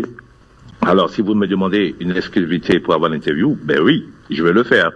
Pour dire encore que moi que vous avez indexé comme étant le boulanger, comme étant le dictateur, comme étant celui qui emprisonne, qui tord le doigt, aujourd'hui, vous me mettez dans le meilleur plateau pour me entendre par rapport à la situation dans mon pays. Mais c'est ce qu'il a fait. Il a parlé, non pas seulement au nom de Côte d'Ivoire, mais il a parlé au nom de l'Afrique, pour dire aux Africains, par des messages codés, que voilà ce que c'est que la France, avec son France-Afrique et son mécanisme. Donc, c'est un message fort qu'il a donné. Deuxième point que je vais souligner aussi, c'est le comportement même de l'Union européenne. Je suis de très très près le dossier de Biélorussie, pour lequel l'OTAN a décidé d'arracher le pays satellite de la Russie qu'on appelle Biélorussie. Donc, ils ont utilisé tous les mécanismes, ils ont même financé une chaîne privée en Pologne, où l'opposante se met là-bas pour donner le mot d'ordre, afin que la désobéissance civile se fasse en Biélorussie. Donc, nous, on va utiliser ce levier pour le faire en Côte d'Ivoire, pour que cette désobéissance civile soit vraiment effective, comme depuis le 9 août, que la population est dans la rue, même si, du point de vue de Moscou, c'est un peu contradictoire à la politique de Poutine. Je veux dire, c'est contraire à ce que Poutine veut réaliser par rapport à ces pays satellitaires. C'est comme ça que nous devons faire aussi contre le pays satellitaire de la France, parce que l'Union européenne s'est réunie et ils ont penché sur les cas de Côte d'Ivoire. Mais comme vous savez, entre eux, chacun a son gâteau depuis les accords de Berlin en 1884 sur le partage de l'Afrique. On dit à la France, jette ton problème. Maintenant, si ça tourne mal, ils vont trouver des solutions. Mais pour l'instant, c'est silence radio. Pourquoi est-ce qu'ils font pas le même commentaire sur le cas de Côte d'Ivoire par rapport à la dictature qu'ils ont indexée sur Loukachenko? Cette même dictature qui est faite par le président Alassane Ouattara, c'est bouche bée, il ne parle pas. C'est pourquoi, comme a dit le président Balakani, que le cache-chèque, ce qu'on appelle l'Union africaine, et le CEDEAO, qui n'est autre que le slip, c'est eux qui continuent dans le silence pour cautionner ce que M. Ouattara fait, alors que ils pouvaient utiliser le même levier de sanctions qu'ils ont pris contre le Mali. Mais c'est pas possible. Parce que si la France échoue dans le Côte d'Ivoire, c'est le décadence de la France. C'est pour ça que l'Élysée et le Quai d'Orsay sont à couteau tiré, puisque Macron, toujours dans le silence, le Quai d'Orsay, toujours dans son dynamique de préserver les intérêts du CAC 40, au détriment des intérêts des peuples ivoiriens. Voilà aujourd'hui. Aujourd'hui, c'est le last day. On dit last lap, comme on dit dans le Formule 1. Donc, les Ivoiriens sont conscients que s'ils ont raté ce virage, ils vont rester toujours colonie française pendant de très, très longues années. Ils s'élèvent aussi, comme les Biélorusses ont fait, même si c'est contre Poutine que ça a été fait, mais nous, c'est contre l'impérialiste qu'on le fera en Côte d'Ivoire. Je vais m'arrêter ici. Je demande vraiment aux Ivoiriens, le destin dans votre main, ce n'est pas avec l'appui d'un pays quelconque. C'est vous qui allez prouver, selon les explications des Européens, que vous êtes vraiment partant et que vous avez le ras-le-bol. Merci beaucoup, Afrique Média. Très bientôt. Bye.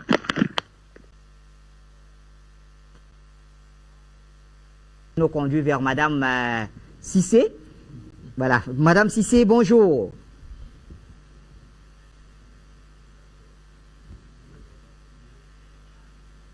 D'accord, malheureusement.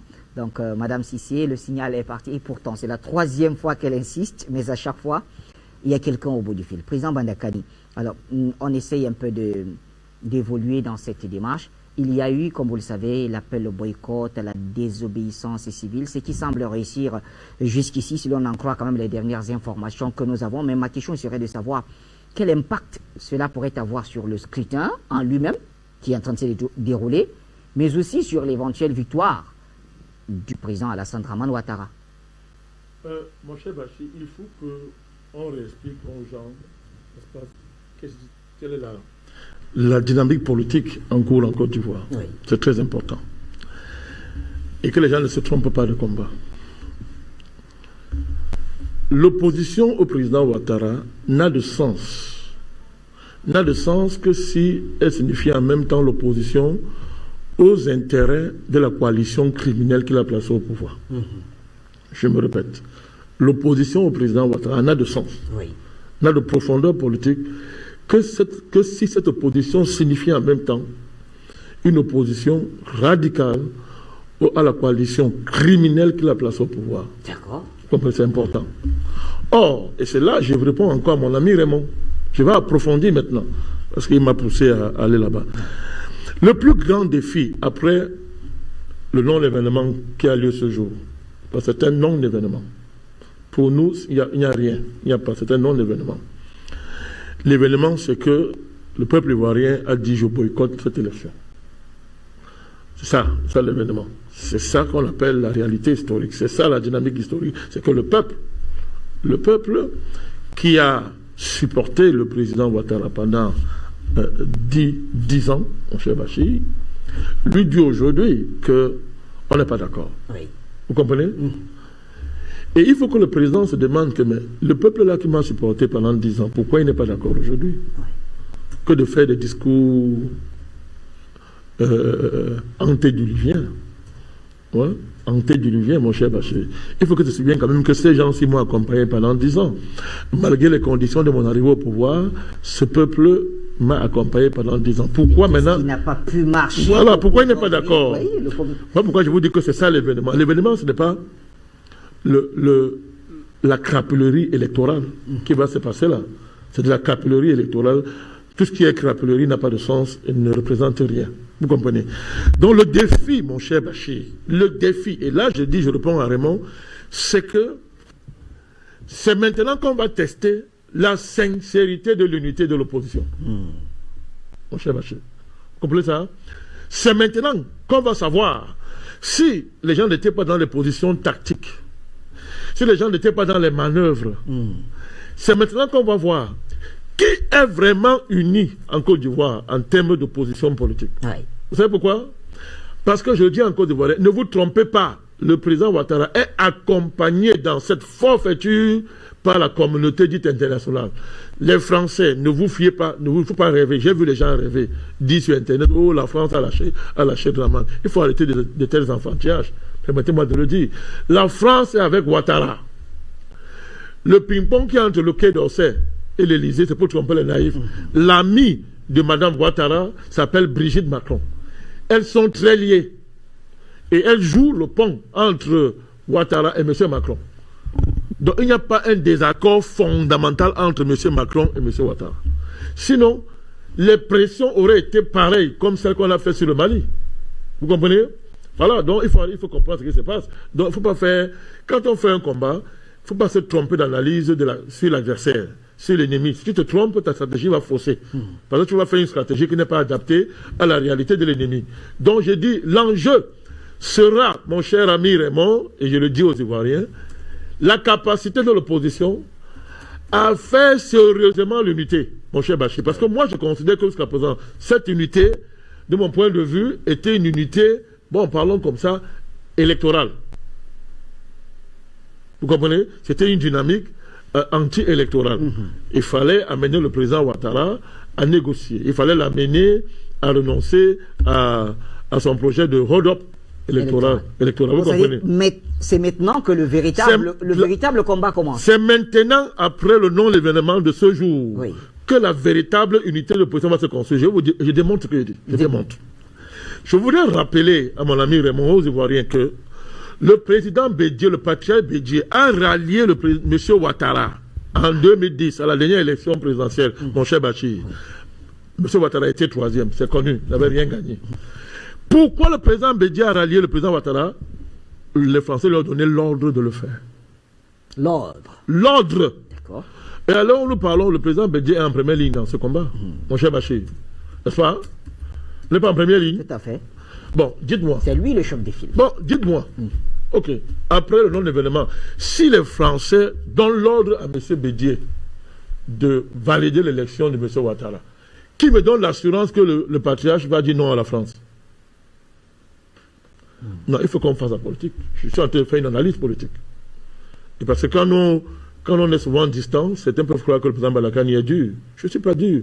J'analyse froidement les situations politiques.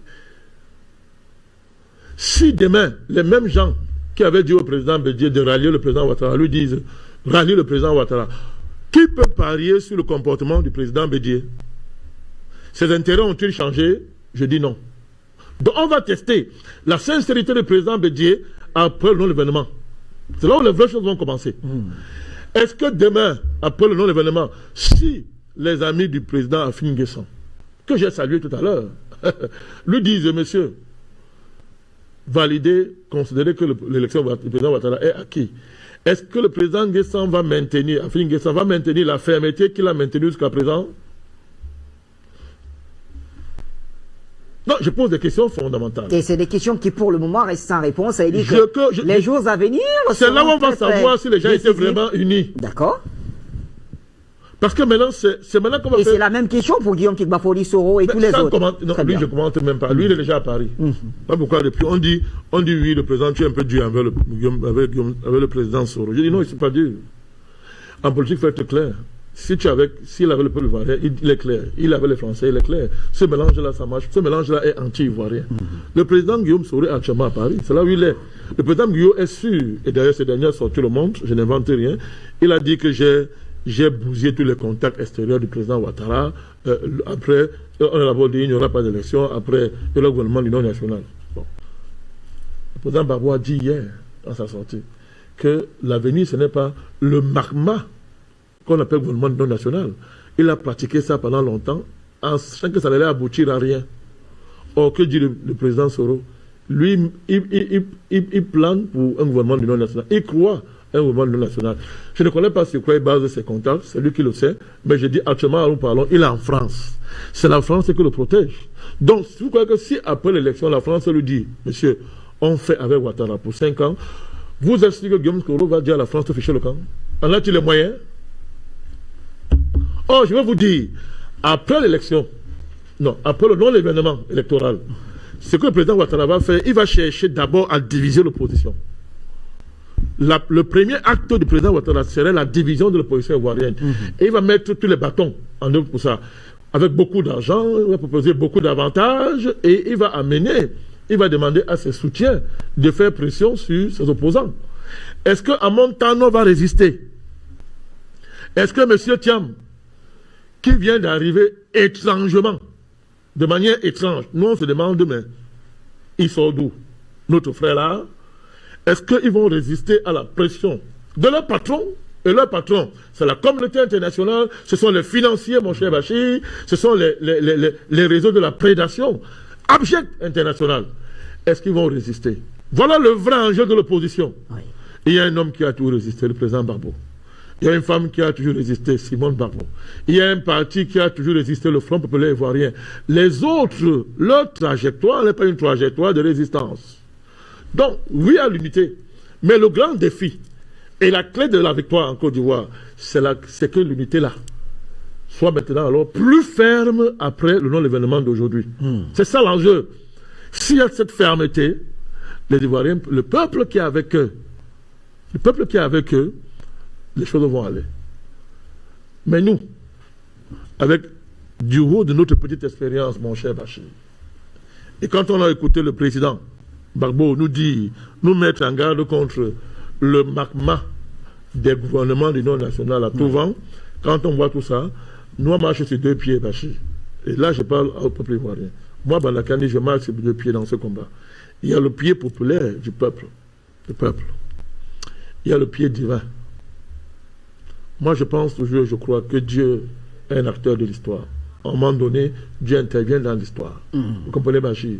Je pense que l'histoire nous donne des signes ces temps-ci qui montrent qu'il y a un sens de l'histoire en Afrique qui ne milite pas pour le président Ouattara et pour la pérennisation des forfaitures criminelles comme ce qu'on est en train de vivre, mon cher Bachir.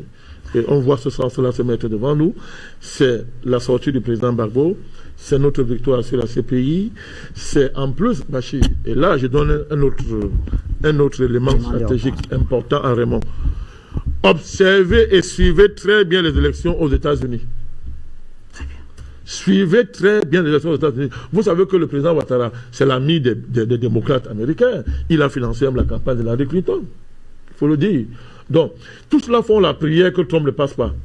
Tous ces gens-là, en commençant par M. Macron, parrain de M. Ouattara et de tous les autres, tous ces gens prient matin, midi, soir. Ils prient leur père, évidemment.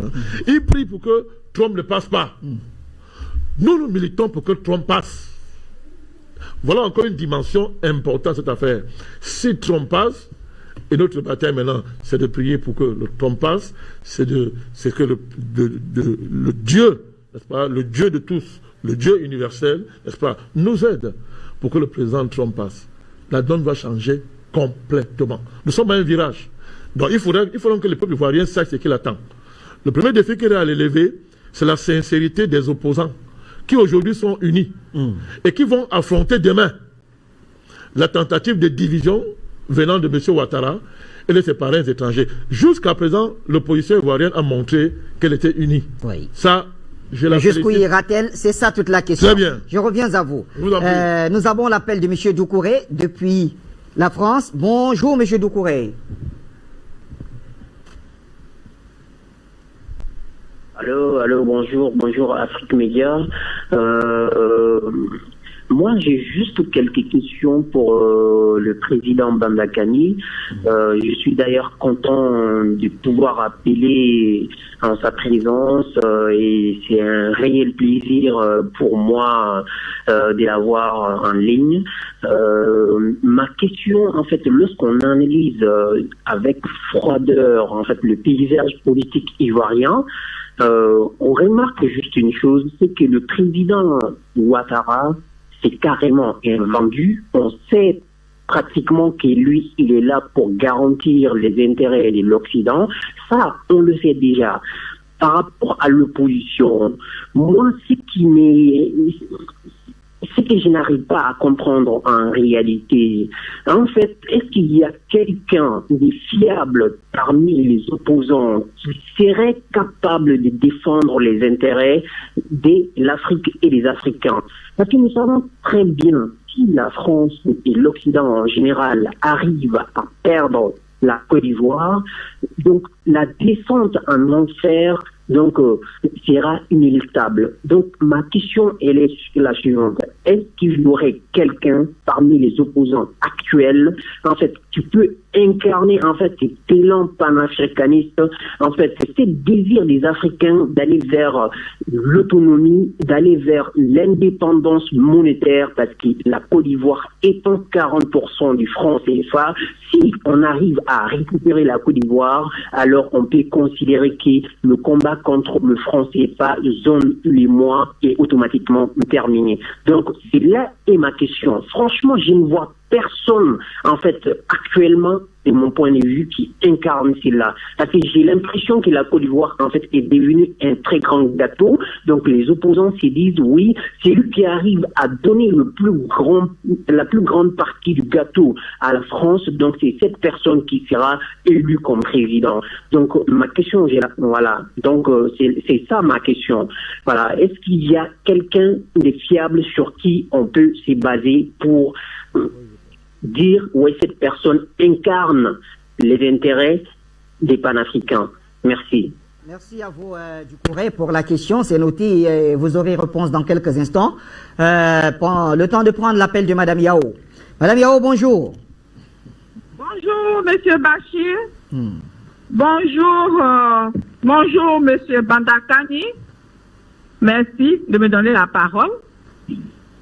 Monsieur Banakani, vous savez, chez nous en Côte d'Ivoire ici, quand une mère est contente de son enfant, de son fils, elle le met au dos.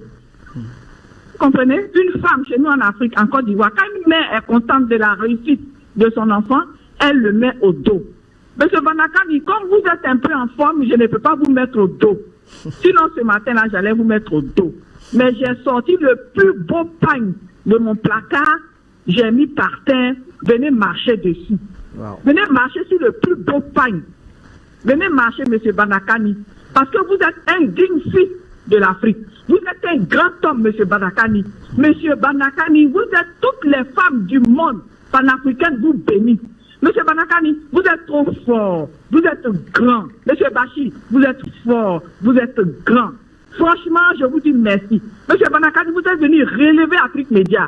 Vous êtes venu relever Afrique Média parce que ce qu'on a vu les 2 jours là, c'était pas bon. Ce n'était pas bon. Les gens avaient commencé à dire n'importe quoi sur Afrique Média et nous, ça nous faisait mal. Banakani, merci beaucoup. Merci. Vous, n'en déplaise au comment il s'appelle, Patrice Kouanguin et autres là, c'est vous, le futur président du Cameroun. S'ils vous ont raté là, c'est qu'ils seront toujours colonisés. Ils seront colonisés à jamais. Parce qu'il faut vous, pour que comment on appelle ça, les francs-maçons là disparaissent. Vous avez la bénédiction de toutes les femmes. Maintenant, nous en Côte d'Ivoire ici, nous, on ne va pas aux élections. Je n'ai pas de carte d'identité, je n'ai pas de carte d'électeur. Pour ne pas qu'on me tue, je ne sors pas. Nous sommes tous barricadés. Nous sommes chez nous ici. Au les cœurs, on y va. Merci Madame Yao, merci infiniment pour ces mots à l'endroit d'Afrique Média, du président Bandakani et de tous les autres. Merci à vous. Nous restons au téléphone avec quelqu'un d'autre, Viti, qui nous appelle cette fois-ci. Allô?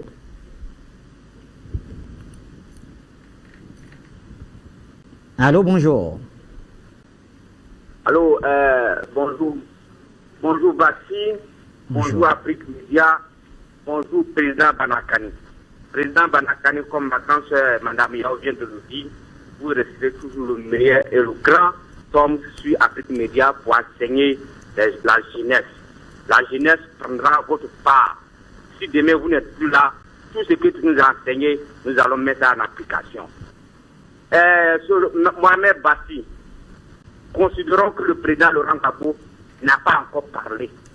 Le président Laurent Gbagbo n'a pas encore parlé. Il sera en Afrique, chez lui en Côte d'Ivoire, il va parler sur Afrique Média. Ce que l'Occident a fait en 2010, le président Laurent Gbagbo en a que averti à l'Occident de ce qui va arriver en 2020. La conséquence de l'Occident provoquée en 2010 va se répéter en 2020. C'est ce que Laurent Gbagbo a dit à l'Occident. Voici ce que vous avez fait en 2010. Voici ce que va arriver en 2020 avec vous et votre président Alassane Dramane Ouattara.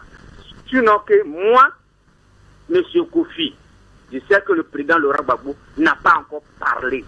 Parce que le président Laurent Gbagbo n'a pas encore parlé. Il va venir parler qu'en Afrique et sur Afrique Média. C'est le catastrophe que la France va provoquer en Afrique et en Côte d'Ivoire et que le président Laurent Gbagbo, c'est la France qui a amené le président Laurent Gbagbo à la CPI. C'est la France qui a emprisonné le président Laurent Gbagbo. Sur cela, la France et Laurent Gbagbo a passé par les chaînes TV5 pour dire à la France, vous avez tué en 2010, vous revenez encore tuer en 2020, ça sera une catastrophe pour vous et votre armée en Côte d'Ivoire et votre c'est-à-dire que les mots me manquent.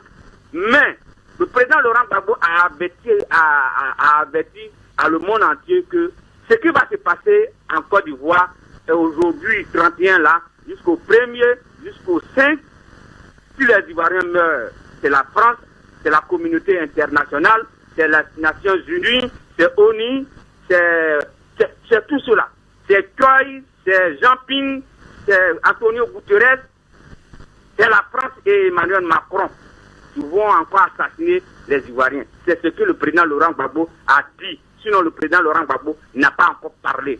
Je voulais dire quelque chose, si vous me permettez, dans notre langue maternelle.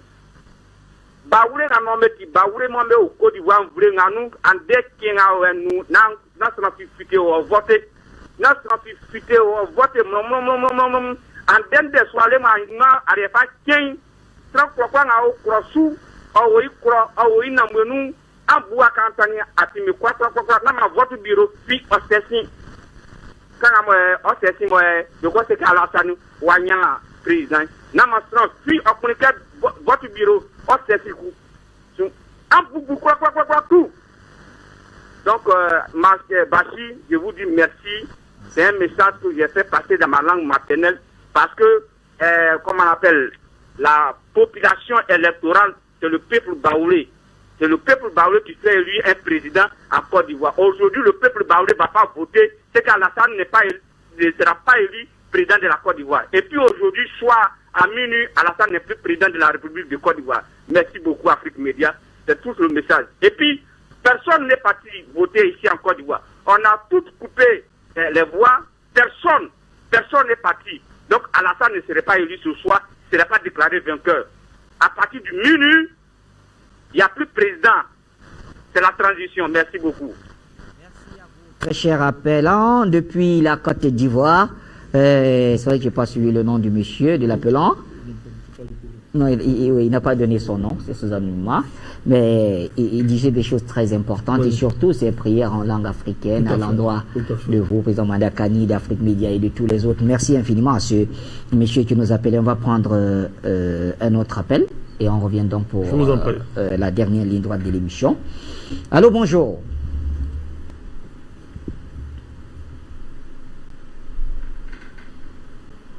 D'accord, on y retournera si possible.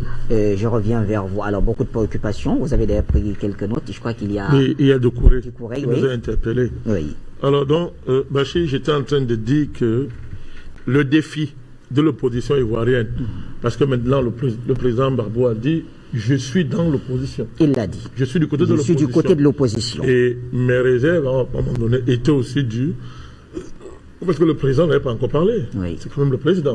Donc, il a parlé, il a dit il est du côté de l'opposition. Donc, l'option de l'unité et de l'opposition est désormais assumée clairement par le président Gbagbo. Oui. Vous comprenez? Oui. Donc, ce qui est clair désormais, l'enjeu, c'est l'unité de l'opposition. Alors, je ne voudrais pas vous couper. Ouais. Prenons ce dernier appelant. Je vous en prie. Et comme ça, on parle sans interruption. C'est Guillaume qui nous appelle de Côte d'Ivoire. Bonjour, Guillaume.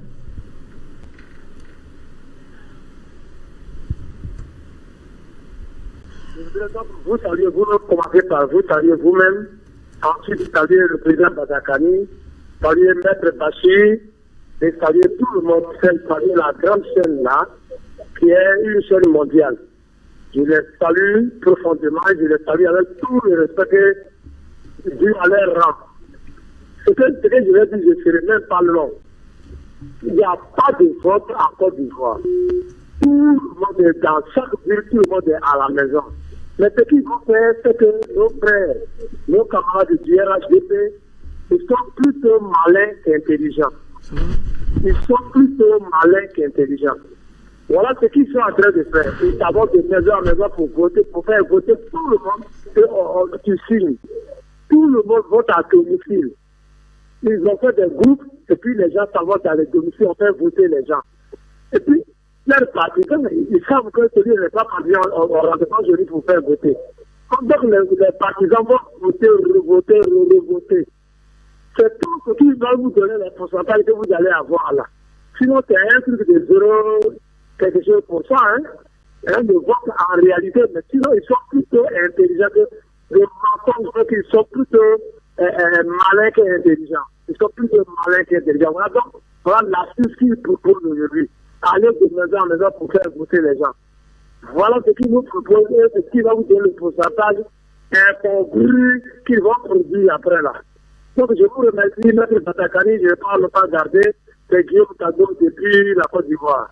Ils sont plutôt malins qu'intelligents, le RHDP là. Merci. Voilà, merci à Guillaume pour son appel. Et le dernier appelant, me signale-t-on, c'est Madame Cissé. Et finalement, enfin Madame Cissé, va-t-on dire. Madame Cissé, on vous écoute. Bonjour. Bonjour Bachir. Bonjour Bachir. Bon retour. Bonjour au président Banda. Merci d'avoir mis ce débat sur la Côte d'Ivoire. Comme Mme Gbagbo le disait dans une interview, elle parlait que le silence de l'Afrique Média nous parlait. Le silence d'Afrique Média nous parlait sur la sortie du président Laurent Gbagbo. Et Banda Kani, un grand politicien, un grand homme, n'a pas nié. Il a trouvé légitime, comment dirais-je, les plaintes de ceux qui ont trouvé le choix du média inopportun. Merci de n'avoir pas nié cela, Banda Kani. Vous n'avez pas nié, vous avez trouvé légitime le choix de ceux qui ont trouvé le choix du média, d'avoir donné l'exclusivité au président à TV5 de parler, au président Gbagbo de trouver TV5 de parler. Merci, Banda Kani. Et là, vous avez fait toutes les dissensions. Merci beaucoup. Et le dire, se plaindre sur le choix du média, ne veut pas dire qu'on n'aime pas le président Gbagbo. Et ça, il faut que les gens le comprennent. Il faut faire cette différence-là, que les gens le comprennent. Que nous avons marqué notre désaccord sur le choix du média, ne veut pas dire que nous n'aimons pas le président Gbagbo. C'est ce que je voulais dire, Bachir, ce que je vais vous dire aujourd'hui. Le président l'a dit, c'est un non-événement. C'est une honte. C'est une misère ce qui se passe ici. Les rues sont désertes. Qu'est-ce qu'on a découvert dans mon quartier? Un gérant de cabine qui faisait voter les gens. Un gérant de cabine où les gens ont déjà fait les votes. Il était là au nom du RHDP, du RDR. Ce parti criminel-là qui veut la guerre en Côte d'Ivoire. Les gens ont déjà voté. Je vous dis que c'est une mascarade qui se passe ici. Mais moi, là où je suis encore déçu et choqué, c'est l'attitude de certains chefs d'État. Quand vous voyez le chef d'État togolais envoyer son armée ici, ça vous fait quoi? Le chef d'État togolais et certains Africains qui viennent être complices du massacre de leurs frères africains, de leurs frères ivoiriens, pour soutenir un monsieur qui est là pour travailler pour l'Occident. Un monsieur qui prend en otage les Ivoiriens depuis longtemps. On a tout fait. Tout ce que nous pouvions faire, on l'a fait pour empêcher cette élection. Mais malheureusement, la misérable, ça c'est du terrorisme même la CEDEAO. Lui, c'est du terrorisme contre la vie des Ivoiriens. Où est cette démocratie dont on parle là? Quelle est cette démocratie que vous dites défendre? La démocratie, c'est pour le peuple, c'est le choix du représentant du peuple. Mais le peuple dit non depuis longtemps, on ne veut pas. Et vous envoyez des armées, le Togolais qui envoie des armées, et les pays voisins qui envoient des mercenaires encore, depuis le début de l'annonce de la candidature de Tchaban Ouattara. Et qu'est-ce qu'on assiste? Des morts partout. Des morts. Mais je vous dis que des morts d'innocents. Mais seulement je vais vous dire que ce soir-là, Draman Ouattara n'est plus président de la Côte d'Ivoire. On ne peut pas continuer. On aura choisi la mort. En acceptant soit cette forfaiture, ce crime-là, c'est du terrorisme. C'est la mort. Merci Afrique Média de vous être mis à la hauteur de tout cela. Vous êtes une grande chaîne. Merci Madame Sissi pour votre contribution. Président Banda Kani, c'est donc la dernière prise de parole. Et on y va avec vous. Donc, on essayait de répondre à M. Doucouré. Et puis, notre mot de conclusion. Tout à fait. M. Doucouré qui dit il ne voit personne de fiable en Côte d'Ivoire. Non, M. Doucouré, vous êtes excessif. Avec tout le respect que j'ai pour vous. Comment? Est-ce que le président Gbagbo n'est pas fiable? Vous pouvez oser dire ça? Il faut faire attention. Est-ce que Mamadou Koulibaly n'est pas fiable? Le président Koulibaly, le leader. Le FPI a beaucoup de hauts cadres qui sont fiables. Même à Finguessan, c'était un cadre de haut niveau.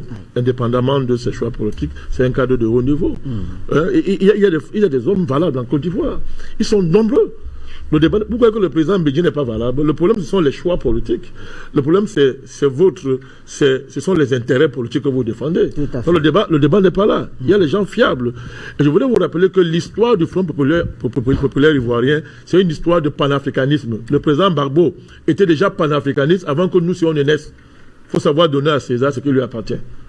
Le Front populaire ivoirien, c'est un parti panafricaniste dès sa naissance. Dès sa naissance. Donc il faut rappeler certaines choses. Il faut dire la vérité aux gens. Ça permet de mieux comprendre de clarifier. Donc c'est pas parce que... et d'ailleurs, un des contentieux majeurs qui a justifié le crime de la communauté internationale en Côte d'Ivoire, c'est parce que le président Gbagbo avait résolument pris la décision de quitter le franc CFA. Donc il ne faut pas faire comme si on ne connaît pas ces choses. Donc le débat, la lune n'apparaît pas avec notre naissance. Hein. La lune précède notre naissance.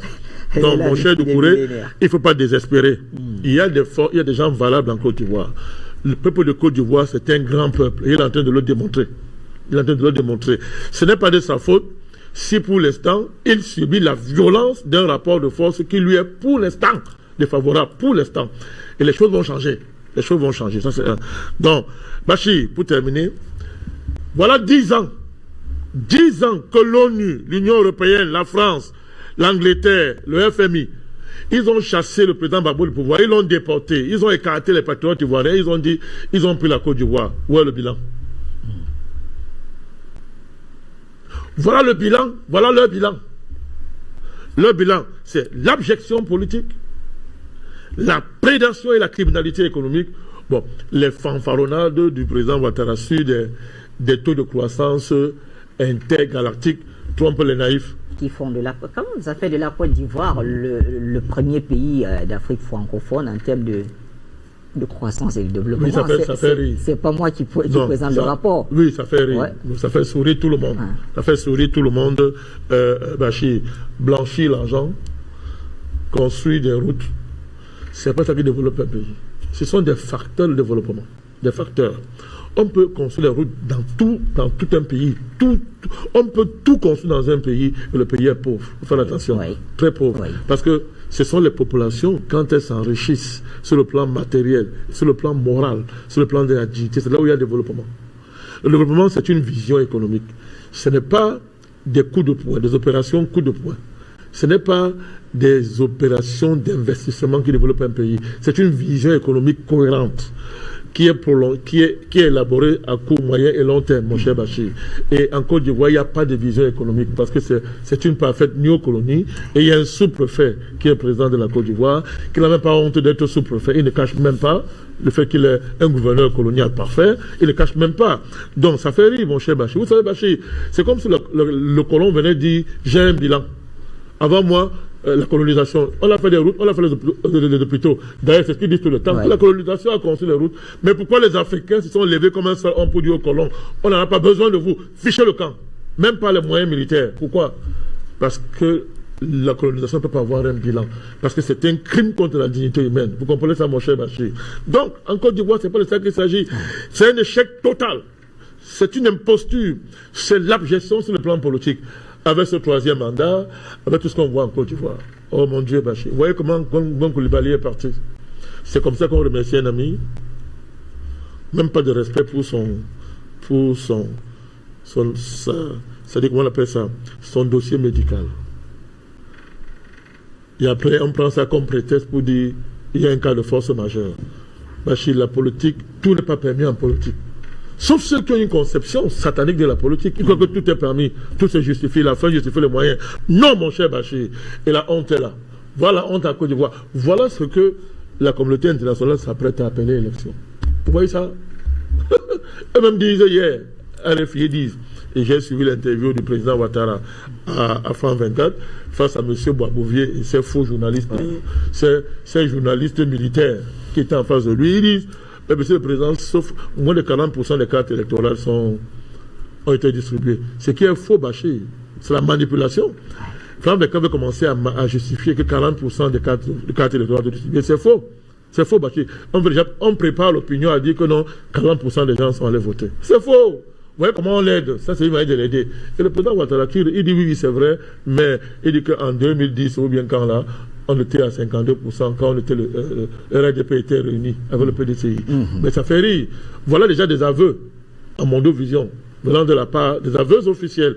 Mais la réalité, elle est différente, mon cher Bachir. Quant au comportement du Togo, qui envoie l'armée intervenir, je voulais dire, madame Sissi, qu'est-ce qui vous surprend? Le Togo est l'une des plateformes les plus avancées de la France-Afrique. Le Togo. Tout ce qu'on ne fait pas, c'est au Togo que la France recycle tous ses crimes économiques. Tous les passe-droits, toutes les opérations économiques les plus honteuses, c'est au Togo que ça se fait. Donc il n'est pas surpris de voir la connivence ou la fraternité des fils de la prédation qui lient le président Faure et Yadema et M. Ouattara. Ce n'est pas une surprise. Ne soyez pas surpris. Ne soyez pas surpris des mercenaires qui arrivent. Ne soyez pas surpris. Mais vous allez vaincre ces gens. La Côte d'Ivoire va vaincre ses ennemis. La Côte d'Ivoire va remporter le combat qu'elle a commencé contre les forces de la prédation internationale, contre les forces les plus démoniaques qui vivent du sang des peuples, qu'elles font couler, mon cher Bachir, sans honte. La Côte d'Ivoire va vaincre la France. La France qui occupe ce pays. La France qui pense que la Côte d'Ivoire est son marchepied, est sa vache à lait. La Côte d'Ivoire vaincra ses ennemis, mon cher Bachir. Et cette élection, je le répète, c'est un non-événement. Ce qui reste à faire, mon cher Bachir, c'est que l'opposition ivoirienne montre qu'elle était vraiment unie. Ça commence après ce non-événement. Que les Ivoiriens soient vigilants.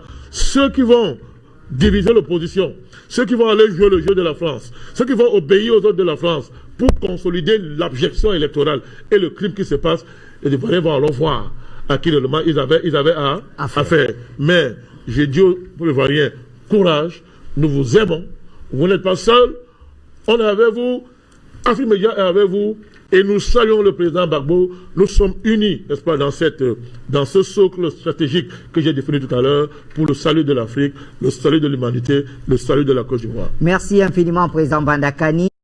L'ancien président ivoirien, Laurent Gbagbo, qui ne s'était pas exprimé publiquement depuis sa mise en liberté, a affirmé, à la veille de la présidentielle en Côte d'Ivoire, que son pays allait vers la catastrophe. Il a également appelé au dialogue.